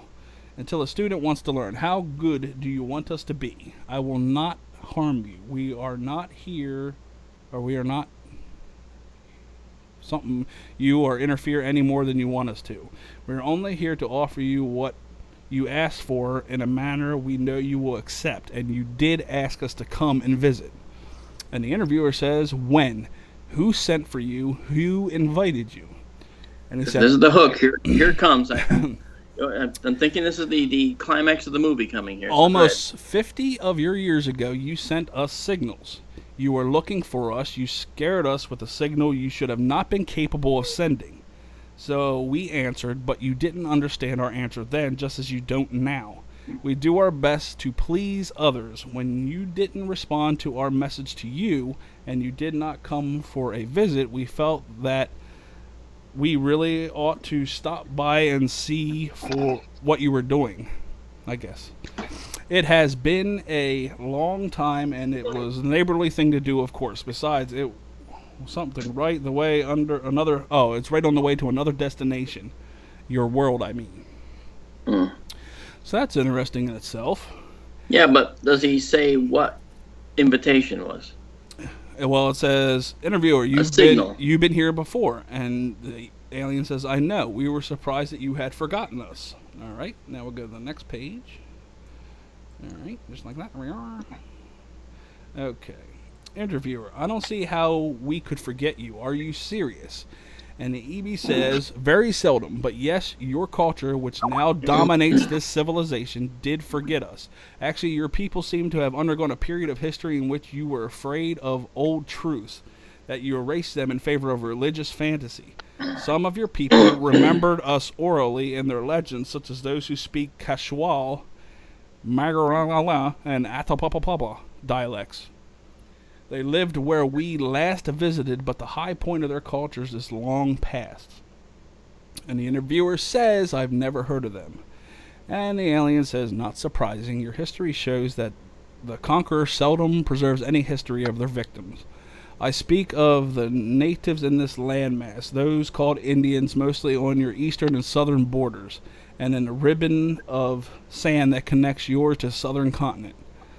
Aztecs, Incas, blah blah blah, Navajos, the Toltecs cultures, these were all greater than your own civilization at a time when you were burning witches and killing their cats, which brought a plague that killed millions of your ancestors. Of course, you drove something and destroyed them with venereal diseases and smallpox. Those you didn't slaughter for their gold. And the interviewer says, oh. You know what? This is really sounding more and more like a human, a person wrote this to basically teach humans a lesson, right? In the guise of an alien document. I would tend to agree with you, because he's hitting all these things that an alien from outside outer space who comes down to Earth, and even if he's absorbed into the culture, looking at different cultures. He's hitting all these different things that only someone who is knowledgeable of Earth history and has gone through the school systems in history here on planet Earth would understand. Okay. So I'm raising an even bigger red flag now, but you go ahead. Point taken.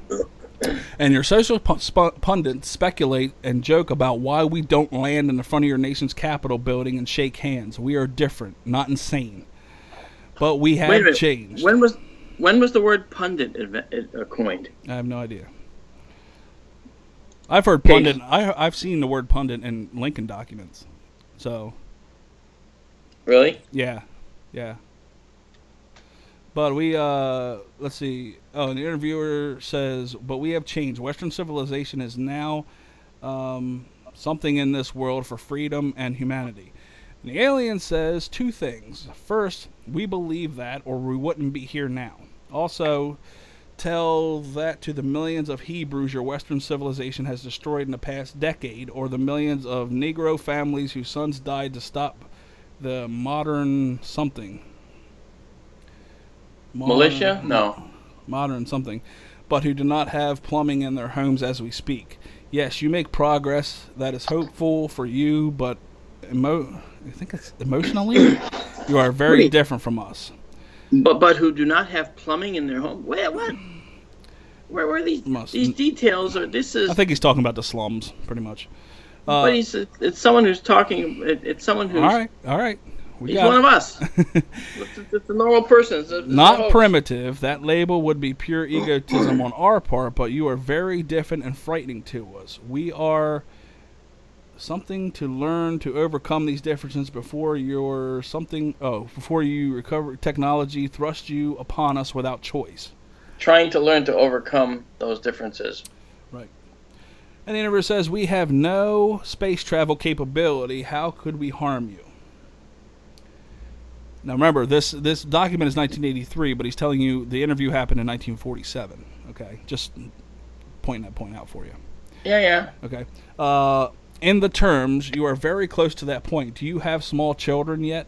Well, they will grow up in a world where space travel is taken for granted, and before they make you a grandfather, Earthmen will be in space, which turned out to be true, if this document, which a lot of young people do take space travel for granted. Yes. All right. So then we have interview. All right. So you have been visiting us for some time. I have no choice but to accept that, even though I'd love some proof. But you still didn't tell me who sent you the message from Earth that brought you back here. There we go. And the EBE says, funny you should connect those two subjects. If you dig in a place I will show you on any world map, you will find your proof. Unfortunately, I'm now in the wrong country for this. But ethers of my people will instruct the proper government to dig if you do not mind. You see, in a remote part of the nation you call Yugoslavia, we visited and helped the people there to build a very advanced culture over 7,000 years ago. It will be found, but there is a beautiful mystery in the fact that the person who sent us your first message 49 years ago did come from this nation originally. His transmission was sent from near here, however, in the state you call Colorado. And the interviewer says, can you tell me his name? Are there any other proofs of your earlier visits? And he says, thousands of proofs if you look around. The scientist I spoke of was an electrical researcher named Nikola Tesla. There we go. You are old enough to have heard of him when he was still alive. There's the hook. You know, I just thought of a very good puzzle for someone of you to solve. On an island you named the Isle of Pines, in your Pacific Ocean, you will find what is left of a concrete landing platform we built there 115 of your centuries ago. You cannot miss finding that. Then the footings we put down still cover many acres. Look for those if you would like to, as culture on your planet could have built them at that. Oh, couldn't have built them at the time, or could have built them at the time. It would be fun for me if you ever locate those, I guess, because any great-grandfather helped to pour the mortar something. Interviewer says, what? How long do your people live? Somewhat 100 long, I think, at something. We have built up our age somewhat. It would vary, but it was alive when your something continent was practically a question mark on the sea charts. But I was alive when your whole continent was practically a question mark. Yeah, on the sea charts. What about these babies we found with you? Are they human? What are we supposed to do with them? Raise them, of course, as I would have done. They're food. We brought them for you to eat. Certainly they are human, perhaps more so depending on whose definition we use. You are too far away from understanding the whole science of bioengineering yet for this to be sensible, but just accept that we have sown the seeds of a rich harvest for your culture. And this will continue. They are only children, not monsters, but raise them well, please, because the care of children is one of the few things we do not laugh about. Okay, let's go to the next one. Okay, interviewer. I remember this man, Tesla, you spoke of. He died during the war, 1943, but I never heard that he tried to contact other worlds. It was all. Now this is the justification now, because neither will have anyone that reading this. So this is where the. Can you see that one? Can you read it? I can sort of read it. Yeah, go for it. Boys need a break. I'm trying to. It was in all the papers, along with the story of how he was always being taken to court by his neighbors for creating lightning which struck their properties. Besides, when Tesla didn't answer, we went, whatever that was, I think it says we sent a reply to your great something, Marconi. Okay, I thought it said charcoal. It did look like it at first. Your great inventor, charcoal, that we had arrived for a visit. So, really, when was this? I'm sure he never reported it. You see how you hear but don't really listen. Again, it made all the papers. So now they're trying to link a historical headline here to this event. And there's probably a obscure historical headline that someone could read and say, "Oh, that's got to be what he's talking about." Certainly, this is real. Mm-hmm. Go ahead. Oh, you want me to continue reading? Don't look at me like that. Okay. And it's okay. Where were you at? You sent him a letter. Okay. There you go. We arrived here. We arrived here in 1920, or it was 1922, and we sent him the letter in his own something. Code. And his own code, it's said, I don't know, that he had visitors. He told everyone that he knew for certain that the signal came from outer space, but nobody really listened. Well, after that, we began to figure out that your man Tesla was way ahead of the rest of your science, even by accident. He shouldn't have. What's that say? Learned. Is that what it is? He shouldn't have How learned to do what he did in his lifetime. Right. Why did it take 20 years for you to answer Tesla's message? And the alien said it did not. We answered it immediately. Oh, I see. Our arrival took 22 years, not 20, because this is how long it takes to get here from where we are when we got Tesla's invitation. And the guy says, so long, you took such a far journey just to find us and didn't even contact us? And the alien said, as I said, it was on the way to somewhere else we were planning to visit anyway. Besides, how long or far is all relative, is it not? When we live as long as we do, and you do not get even now that we always live in space. We outgrew our origin worlds many generations ago. In fact, you have to try to understand that you are really living in space too. The only difference is that we left our natural planet and built a new home to go where we wanted. You did the same thing when you left your canvas and built caves. Is that what it says? Yeah, you left your caves and built houses. Oh, built houses for the same canvas. And houses for the same reason. So it's all relative. But why not contact us after such a journey? I am sorry, but you still do not see. We did contact you. We are contacting you. All the limits of your ability. Hear our message. I keep telling you that it is to relative. Please laugh about it. I am trying to explain a limit to your perception, which is caused by your perception on by your inability to read this PDF file. Do you see the wonderful paradox? At least we'll go to a clear page now, hopefully. Yes. All right. Let's get on. And it's not so clear, but go ahead. Okay. If you say so, but what a trip. Oh, but such a trip has no purpose in our way of seeing things. And he says, of course not. That is why we do what we do. Listen now, because this could get, wow.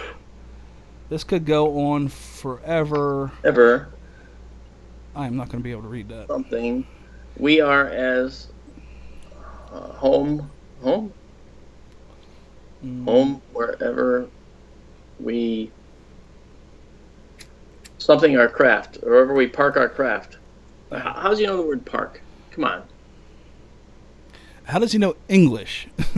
Period. And using the words, using our history, details of our history, knowing people by their names. This is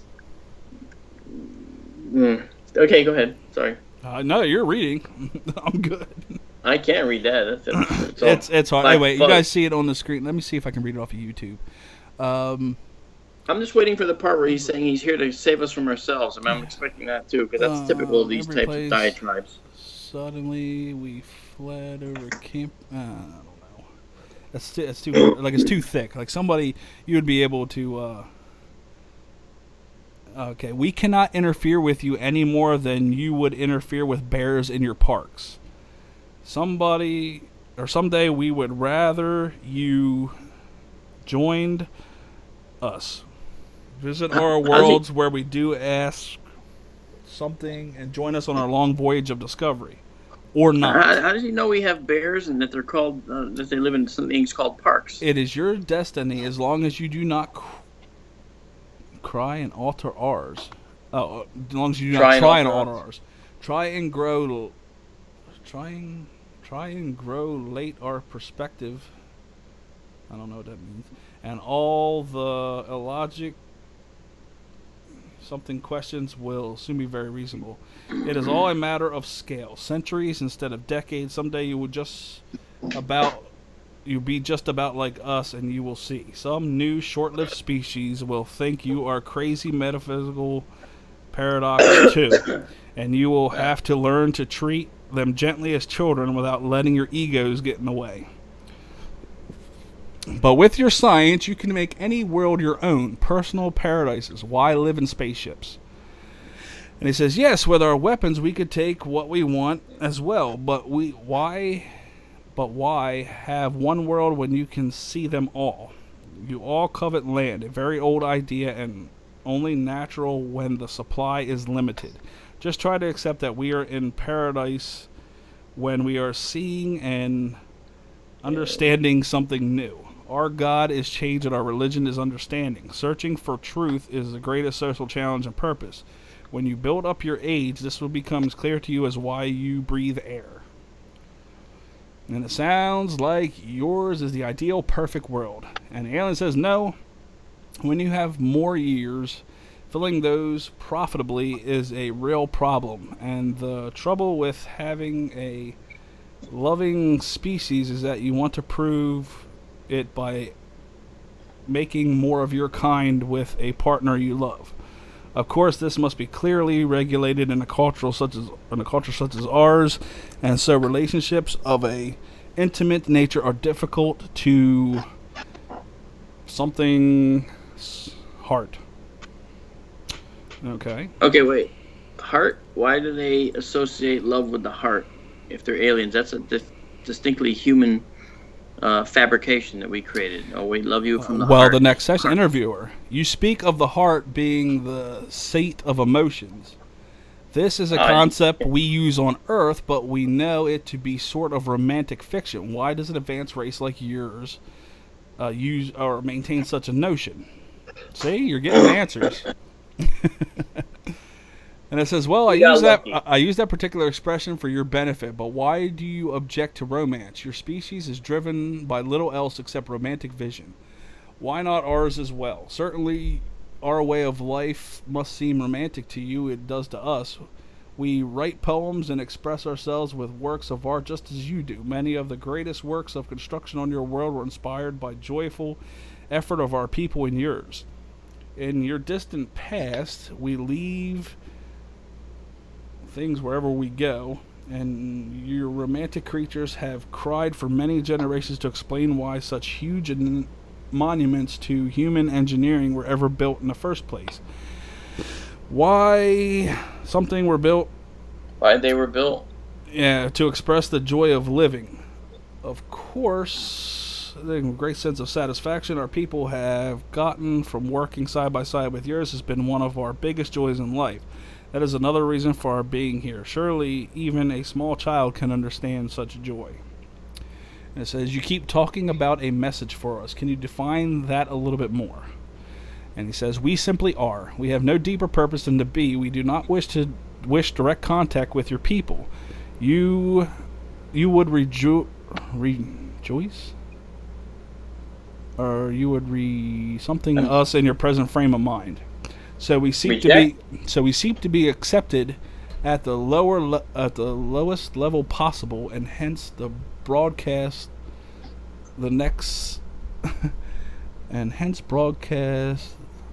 something possible.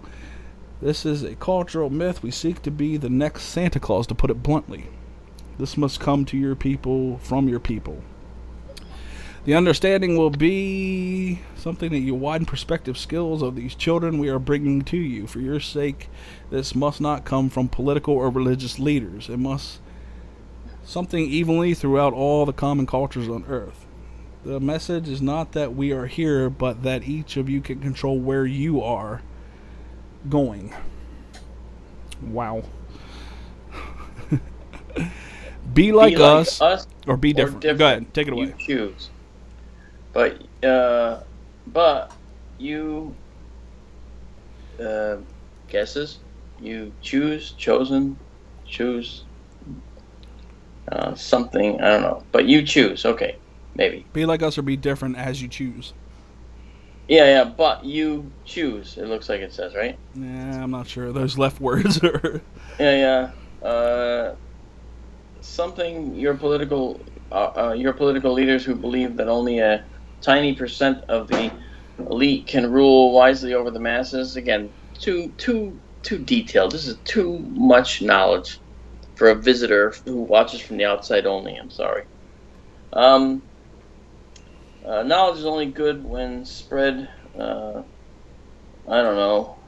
something from which wisdom might grow, and faith has purpose or something, and something else is not created by fear. Yeah, I don't know. Sounds like he's preaching or something. It sounds like a tree hugging hippie, doesn't it?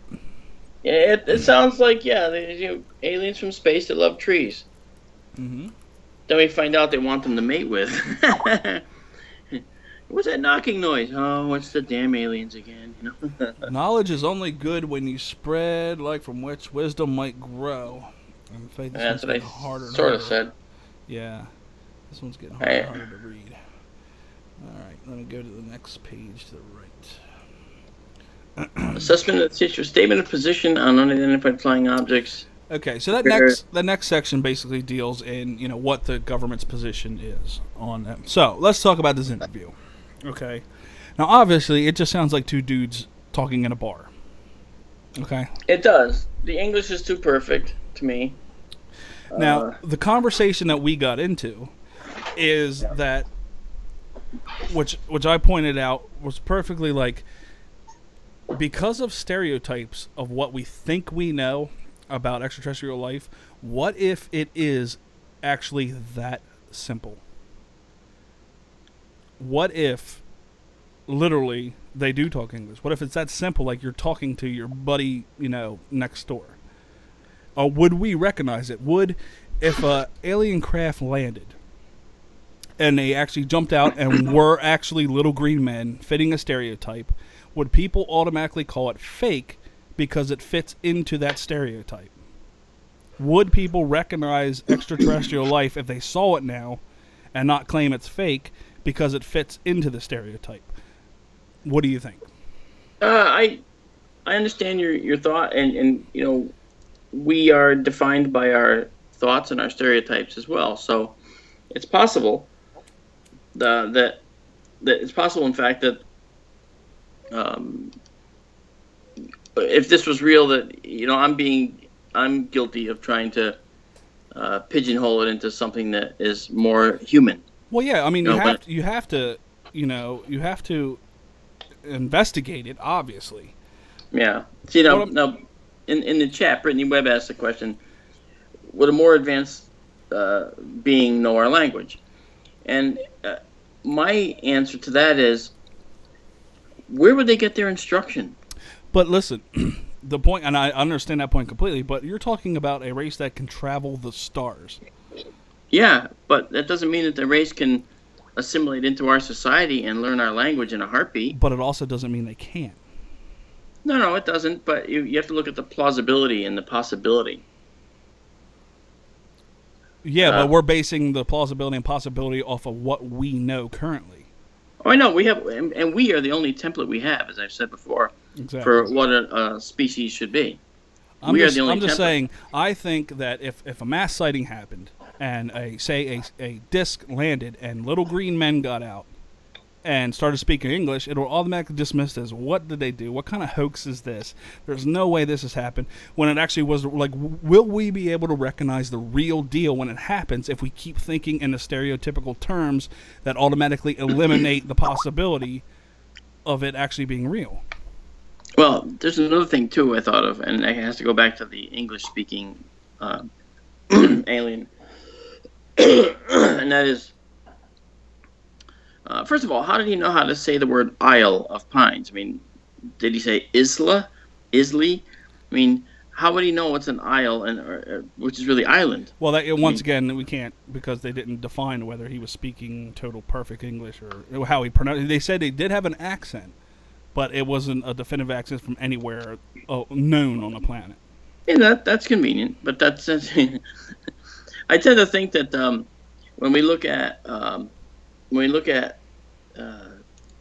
this whole interview part, my feeling is that we're hearing somebody that is trying to hoax us, because it's too detailed.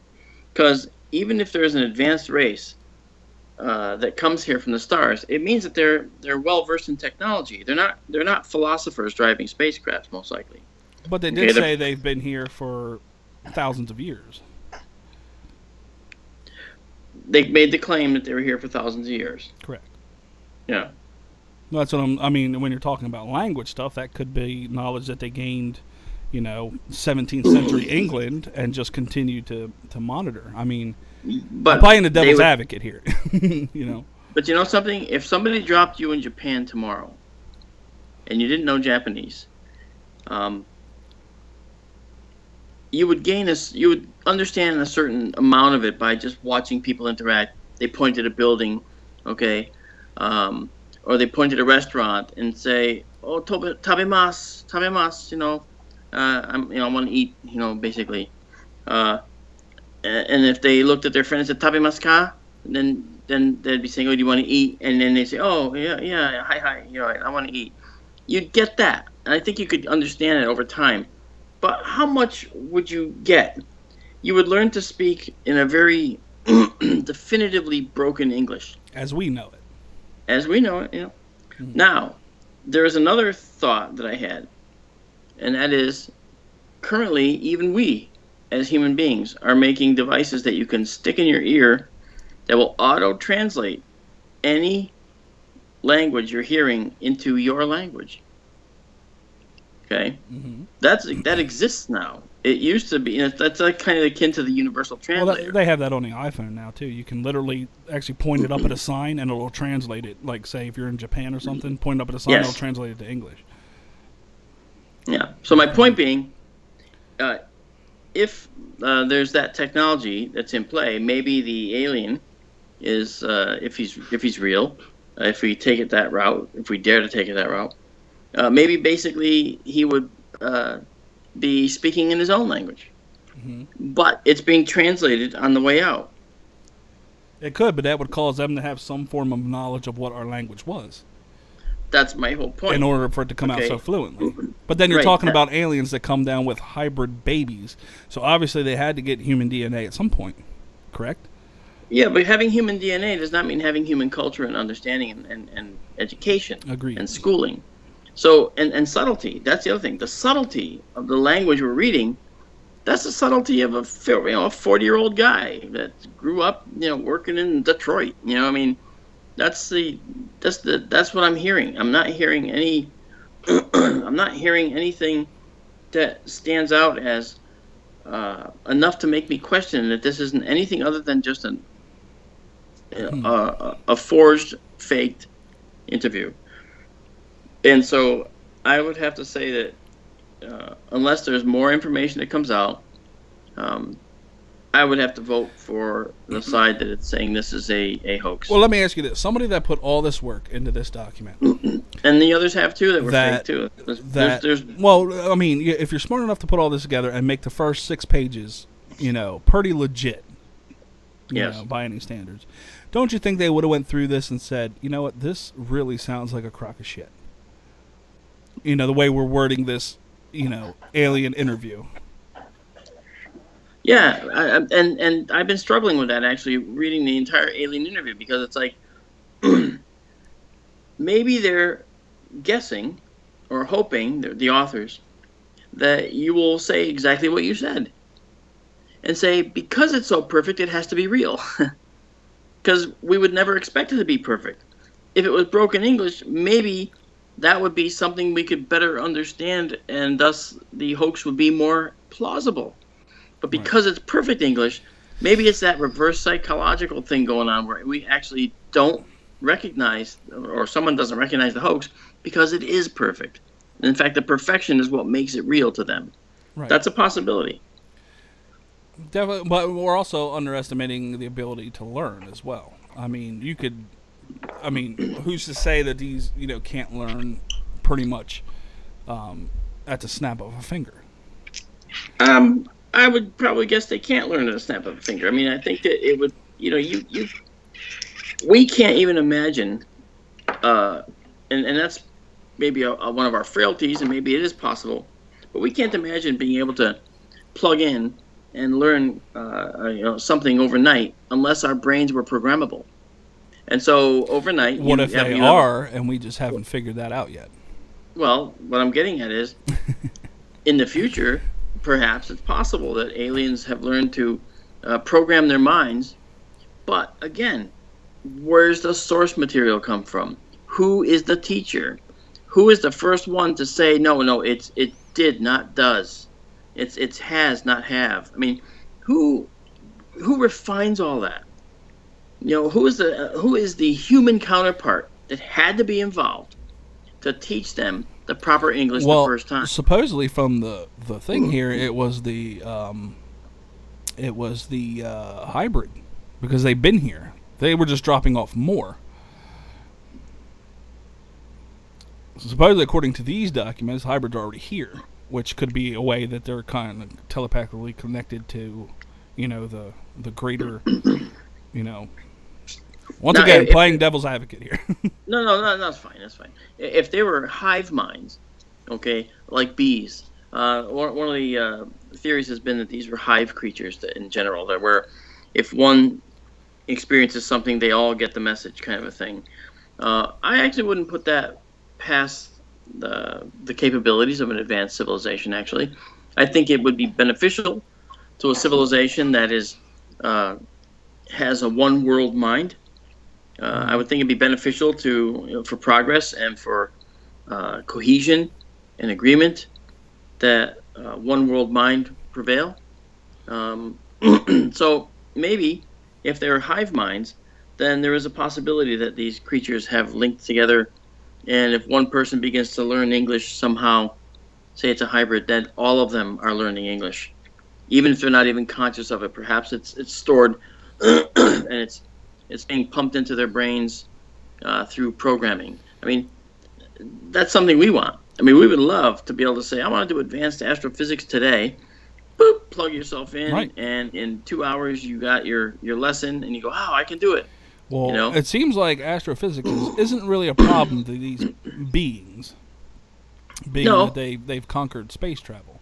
No, I know, but I was using astrophysics as an example. I could have said trees and growing horticulture. Here's my main problem with this whole thing. Of all the things to include in this alien interview, supposedly 600 and some odd pages, why do they include this section or these exact questions and answers? Don't you think there should have been some more, especially if you're briefing somebody in to the magic group? Wouldn't you think they should have some real questions, like where do you come from? Where is this exactly? Pick a constellation.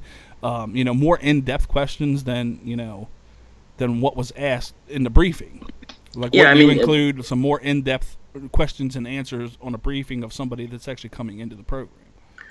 Yeah, and if you read the way that they worded the interview with the alien, it was more of an alien preaching to us about what we need to do.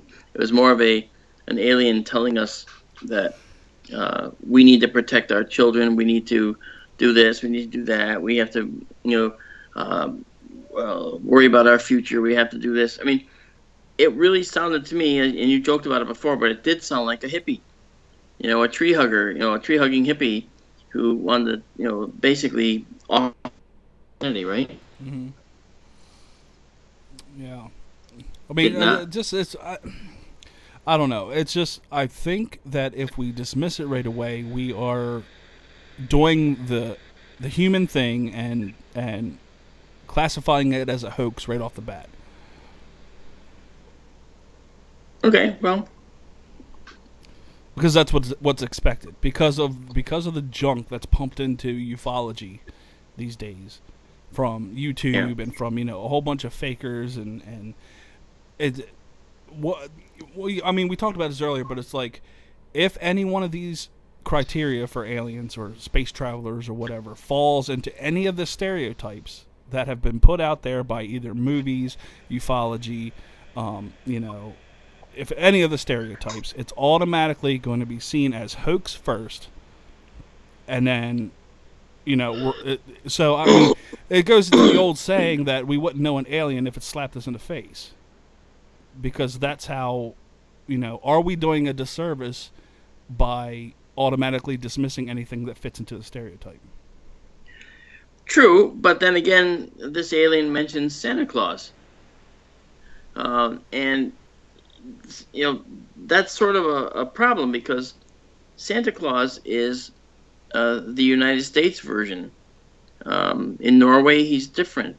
In Europe, in various parts of Europe, he's a different name altogether. In Russia, he's a different name altogether.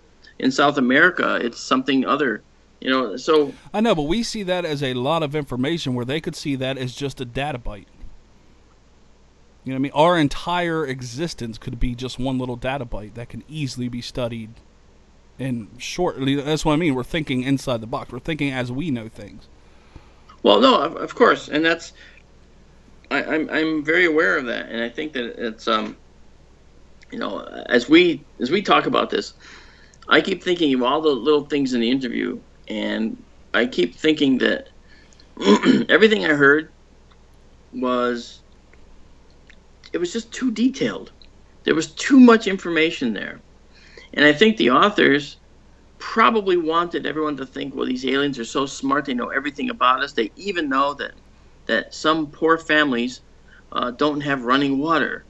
And it's like, what? And the disparity of incomes. Well, I think they were talking more about the African continent. But still, Right. still, how would they focus on running water as something that is very important? Well, I mean, How would they you know go that? to well, it's as easy as visiting a continent where there's not a lot of running water. You know what I mean? Maybe, How but would- it's like climbing. how would It's a- like climbing a mountain, though. It's like No, climbing well, a mountain. how would like say if a guy, say a pilot, comes to Yeah. the U.S. and says, there's places on this earth that people can't even get water. You can say, well, how do you know that? Because I've been to Africa, I've seen it. It could be the exact same thing. Yeah. It's not like you have to be sitting in a house with somebody to realize they don't have water. No, but the alien mentioned the word plumbing, specifically the word plumbing. Correct. So that was a red flag for me. Plumbing. Why? Why plumbing? Well, what else would you call it? Pipes, carriers of water, anything but the word plumbing, which is a specialty term. Why that term? And the other terms that the supposed alien mentioned were bothersome for me because it didn't seem like this. It didn't seem like the person who wrote it, okay, was really thinking, because it seemed like they were trying to push an agenda. Well, that's what I don't get. Just that part of the document seems like they weren't thinking, but the rest of the document seems like they were. Why just that section? No, because the rest of the document is boilerplate from the original MJ12 documents mostly. I mean, it seems like all the same stuff we've seen before. Maybe they changed paragraphs around or retyped it or re-put it in.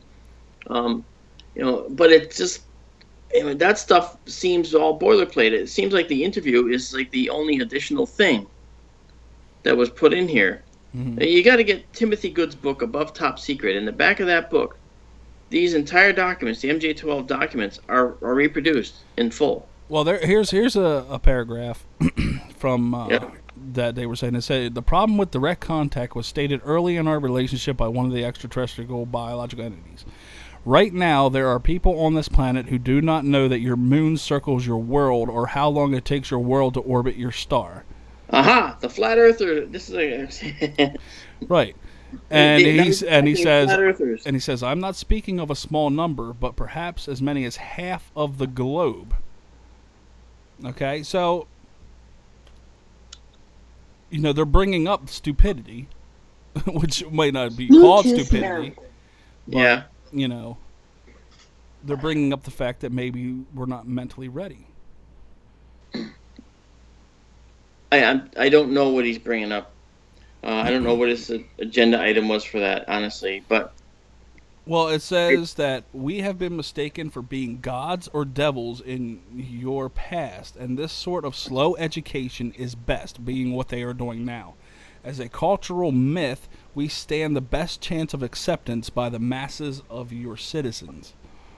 But even I've thought of that. I mean, I've said those almost exact words, just in trying to, philosophically blend the ET myth with ET reality potentially. I mean, Now, I've come up with those exact words too. I mean, it's like Right. anyone does who thinks of these things. It says there are now hundreds of compiled studies of the EBs, their worlds, and their objectives. In several cases, volunteers from R something have participated in diplomatic and cultural exchanges during the 1970s and early 1980s and have visited some of these EB's worlds following its short assessment of the situation as we now understand it. There are 4 base types of EB so far confirmed, and they are listed here in descending order of chair influences on our studies. I guess this is chair. And then you have A, Earth-like humanoids. There are several variations more or less like ourselves. The majority of these are friendly and are bulk of our EBE contacts. So the one that they were talking to was a humanoid-like. It wasn't like a gray alien or something. Yeah, okay. I mean, most have a high degree of psychic ability and all use science and engineering of an advanced nature. Okay. yeah. Now let's see what the other one says here. Okay. And then you got B, small humanoids or grays. The grays, so called for the hue of the skin possessed by most of this type and are sort of drone. They are not unlike the worker ants or bees. They are a type of genetic clone incapable of sexual reproduction with little or no independent will. They are mostly under psychic control of the Earth-like humanoids who raise them like pets or a kind of slave. A detailed explanation of this culture oddity and its role in the form of space travel these EBs employ is addressed elsewhere in this briefing. Assuming the Greys are under benign control, they are harmless. Well, and you know what? Again, that's something that I've theorized myself as well as many others, that these are biological robots. Right. The Greys are biological robots. So nothing new there. C. No revelation there. In fact, it's stuff we thought of before. So non-humanoid EBEs. These are several classes and come from the worlds where dominant morphology, a different evolutionary course. It took a different evolutionary course. Many of these are dangerous, not for organized hostile intentions, but because such creatures do not hold human life as sacred. To them, we are animals despite our intelligence. A few are friendly because their cultures forbid all acts against living creatures. Thus far, contact has been minimal with only a handful of unfortunate encounters. And then we have trans-something entities. I can't really read that on there. Of all the forms of EB studied so far what page is that? Operation, this is... What section is it? Section D? Page E-J, or... E something dash something of 6. Okay. It says all the forms of EB studied so far by Operation Majestic. These are the most difficult to understand or even give a description of. Essentially, such entities are not beings or creatures. It's TEs exist in some other dimensions or plane, which is to say, not in our space or time. They do not use devices to travel in space. Only once has a member of MJ-12 contact team been privileged to be present when introduced by an Earth-like something to TE. In essence, these entities are composed of pure mind energy. They are not unlike ghostly spirits and seem to be only curious about our universe. They are said by other EBEs to be capable of something on any physical form that they channel. Honing in or something in on basically the principle of travel tuning in. Yeah, no, tuning in on physical form that they channel. Yeah, so basically they can turn in at whatever they channel. The principle something of travel used by humanoid EBEs is a means of travel. Yeah, the something mechanical nature. Is that what that is? Mechanical of nature? Of a mechanical nature, and it involves very large craft that cannot land on a planet. On a planet. Okay, yeah. These employ. It's funny. The words I don't see, you see, and the words I know, see, right? These employ the forms of energy discovered accidentally by Nikola Tesla to cause themselves to be thrust from or pulled towards the stars with whatever. They wish to visit. Acceleration or control of the passage of time onward in the intertransit craft is used as well. So basically, they're talking about time dilation. Since the huge interstellar craft cannot approach the powerful gravity magnetic fields of stars from which they draw their power, they are placed into a parking orbit far outside the planetary family, solar system. Yeah. Of any stop they approach. This way, of any star they approach. This may be millions of miles from the world the EBEs wish to visit. So basically, they're parking outside their solar system, and then they have to come in the old school way to the planet. With discs. Yeah. The greater power and propel themselves by the use of electrogravity. This is the means of balancing a gravity wave against an electromagnetic wave in a manner that generates a third kind of wave similar to that of which powers their larger vessel. This journey between worlds takes time, and in the small craft and the humanoid EVs suspend the effects of aging by freezing themselves in small chambers, which is what they found on the Aztec. The psychic powers of the humanoid EBEs are not are not suspended or lessened during this state of suspended animation, so they are still able to control their craft. Towards that end, to provide for some external control over unforeseeable circumstances while frozen. The humanoid EBEs developed a host parasite culture thousands of years ago with the small gray EBEs. Since then, these greys have become an extension of their controller senses to such a degree that most EBEs rely heavily on their use at all times. They are not unlike the symbolic empathy between a pack of hunting dogs or a team of horses and their earthly masters, simply like tools or partners in work. Explained one EBE. Okay. So what do you think about the math there with the electrogravity?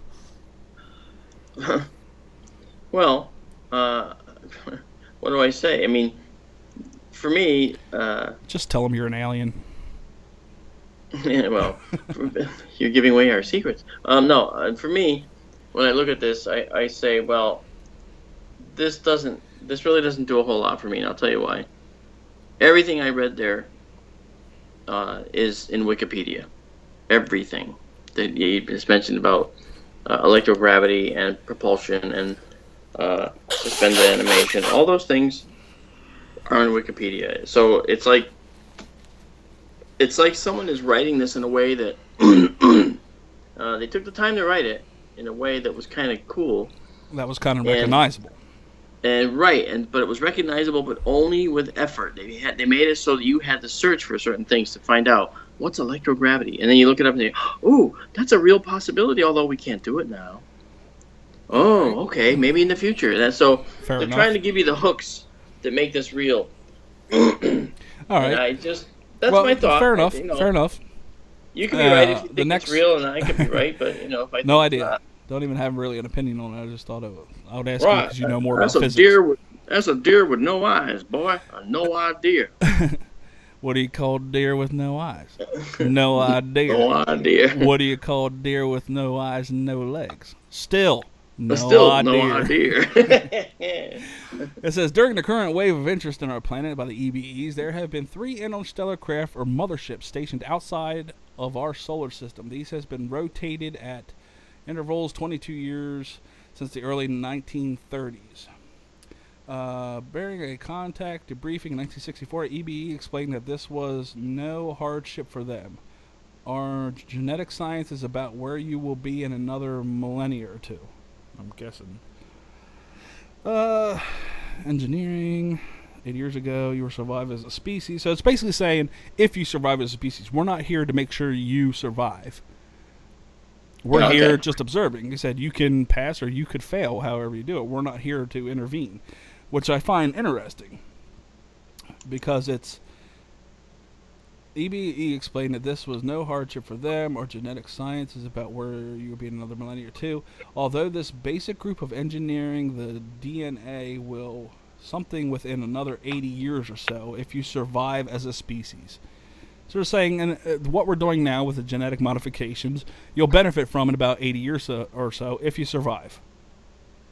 Yeah. Our friends will still be living when we return home, and most of us bring our families with us. They can watch our children mature.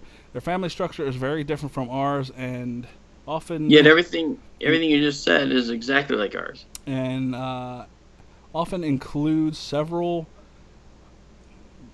models of each set of parents, specifically engineered to produce offspring of certain mental character adapted to different physical forms needed in their culture. All these live together as a family until often as many as would be in a small village or neighborhood in our civilization. Okay, so it's basically, communism.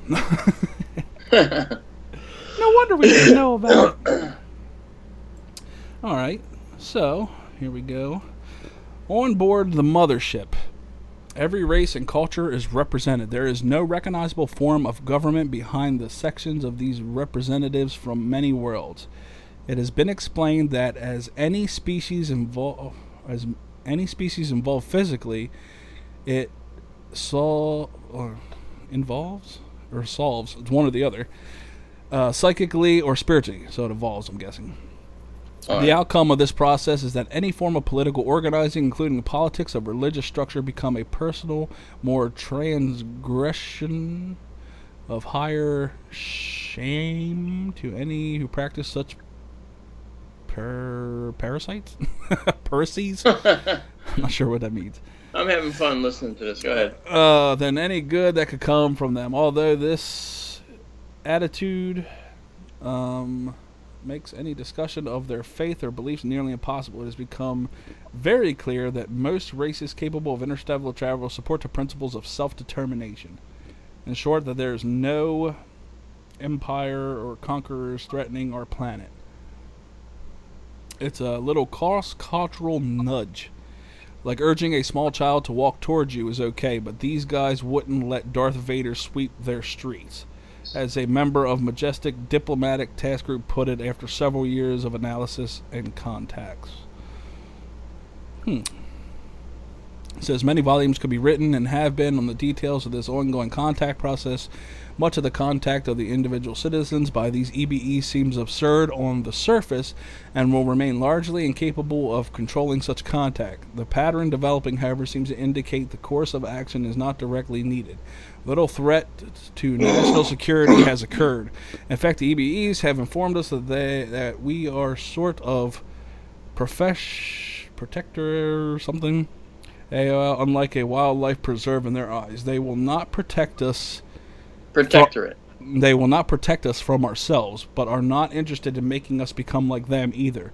They do appear to be forces in outer space that are hostile in the sense that they would exploit. That's what it is.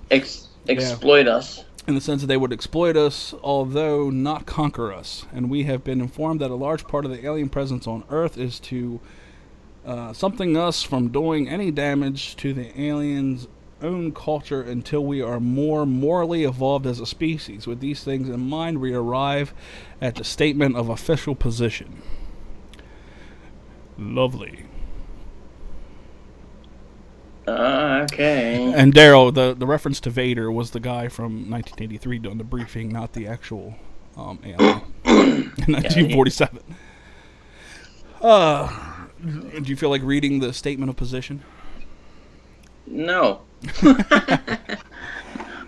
Insofar as no threat, either implied or expressed, or either of something civil or military, civil or something nature has been forwarded by the visitation of the Association of Visiting Extraterrestrials against the government and the groups of these United States of America, and so far as great and many cultural and something technical advances have been derived by such exchange, we hereby grant full, complete diplomatic status and recognition to these individuals from beyond our world. Furthermore, let it be known that we seek to provide shelter, comfort, and aid in all their peaceful endeavors as far as something our respective... Wait. are they saying that they will admit these illegal aliens into our country? Yep. And that they're respective of the laws of our land and the right to self-determination and free will expressed in our national constitution.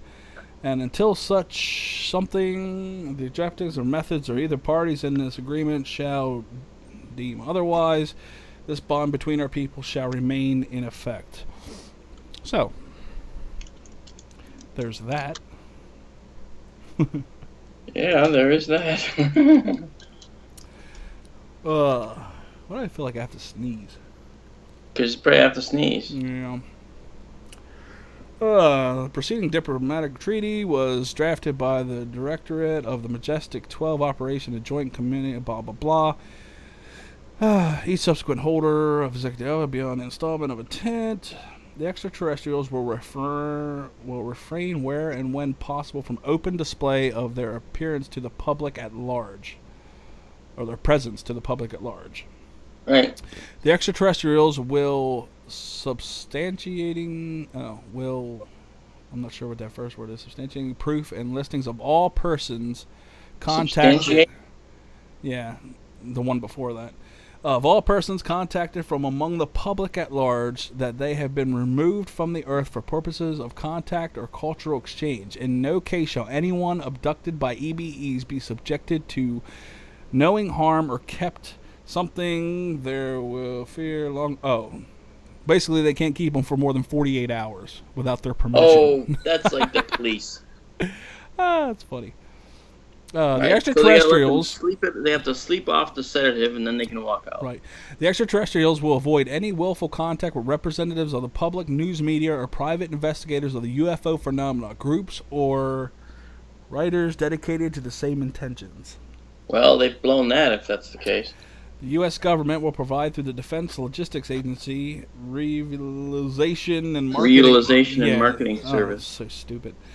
Such blah blah blah such items for the personal comfort of those visiting EBEs who may be sequestered in its. This is definitely a call for legalization of illegal EBEs. The U.S. government will provide a section of the Majestic headquarters base in Nevada as an embassy compound for EBE visitors and equipped to their needs. Any exchange of technical, scientific, or social information will be conducted item for item and in such manner to assure that both parties have equal gain from the process. Yeah, but Keith, what about the other countries?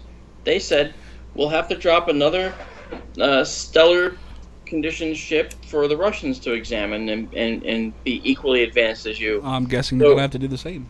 So every single little country on the planet, based on this document, is going to have a Ministry of EBE and so forth, a alien registry, and it's going to basically be like what was it, the new Supergirl series where there's aliens among us, hiding among us, and there's little special bars where the aliens can take off their disguises and look like they do. Right. Well, as I'm looking at these symbols that they put up. A whole bunch of concept symbols and different dots and lines and. Yeah, I see them. I see medieval language and stuff. So anyway, if you guys haven't downloaded this yet, it's pretty interesting. It's fun to read. It is, in fact, that it is property of the U.S. government, as it says on this last page. Intentional misuse may result in fine, imprisonment, or both. Do not remove from premises.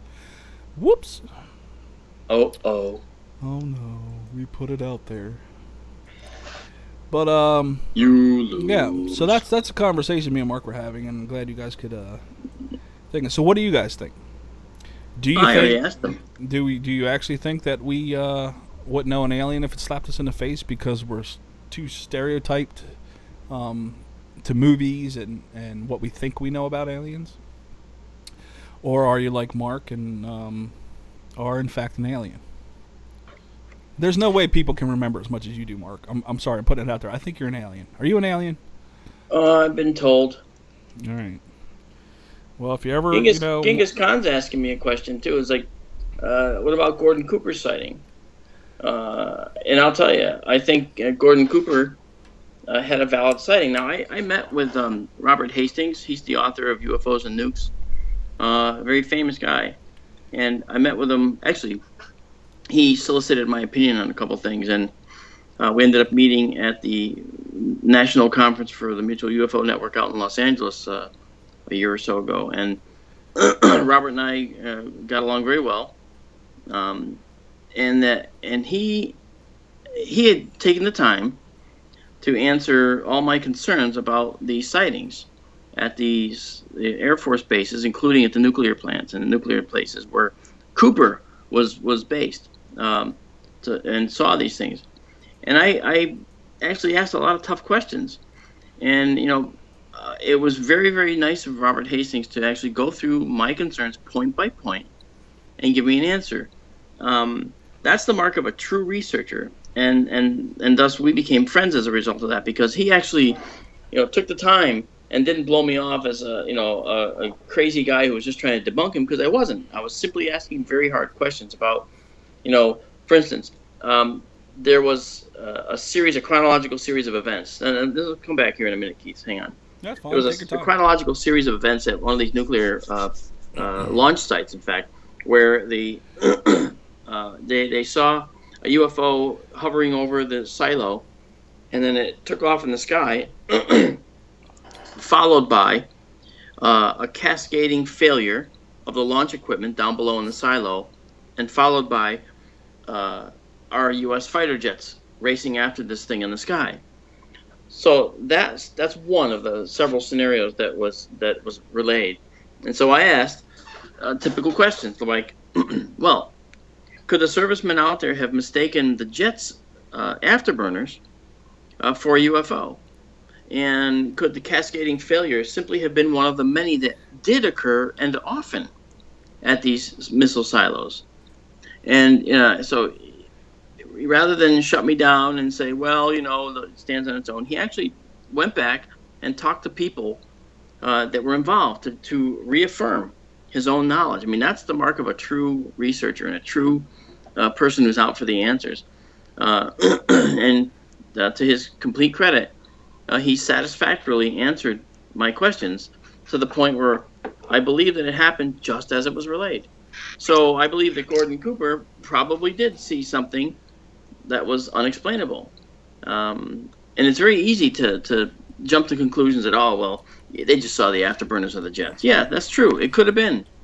But, we weren't there. We didn't see it. And, these service guys, they don't live in a, well, they do live in a hole. I mean, they live in the silo. But the guards on the surface that were actually watching these events transpire, these are the guys that actually saw what was happening, and they were well aware of what the jets looked like. The F-104 Starfighter, they knew what it looked like.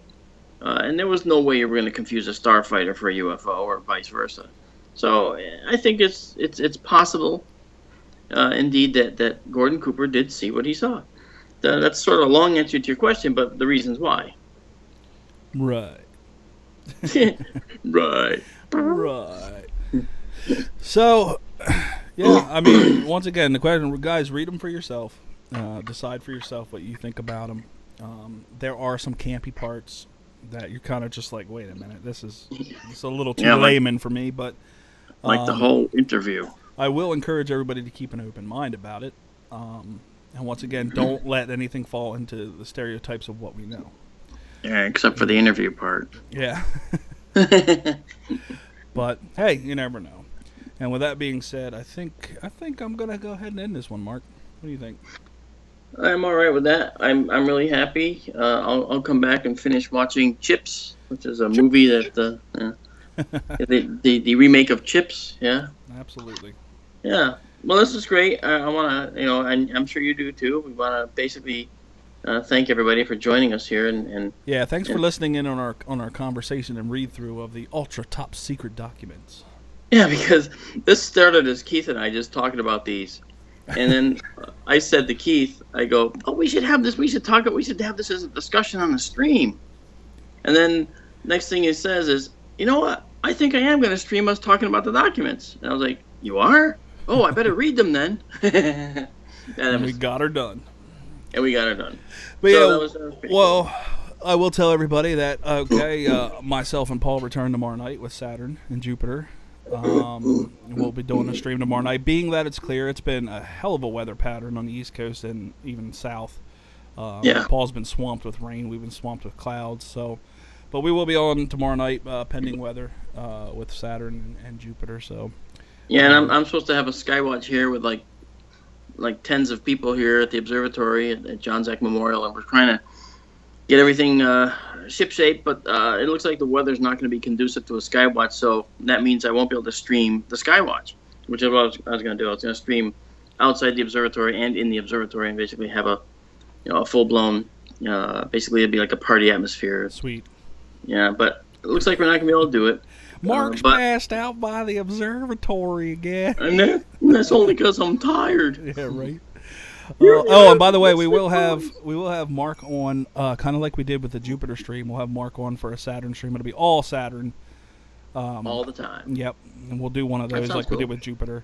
That'd be coming up in the next couple weeks or so. We'll figure out a good time to do it. And of course, once again, Amy Title will be here.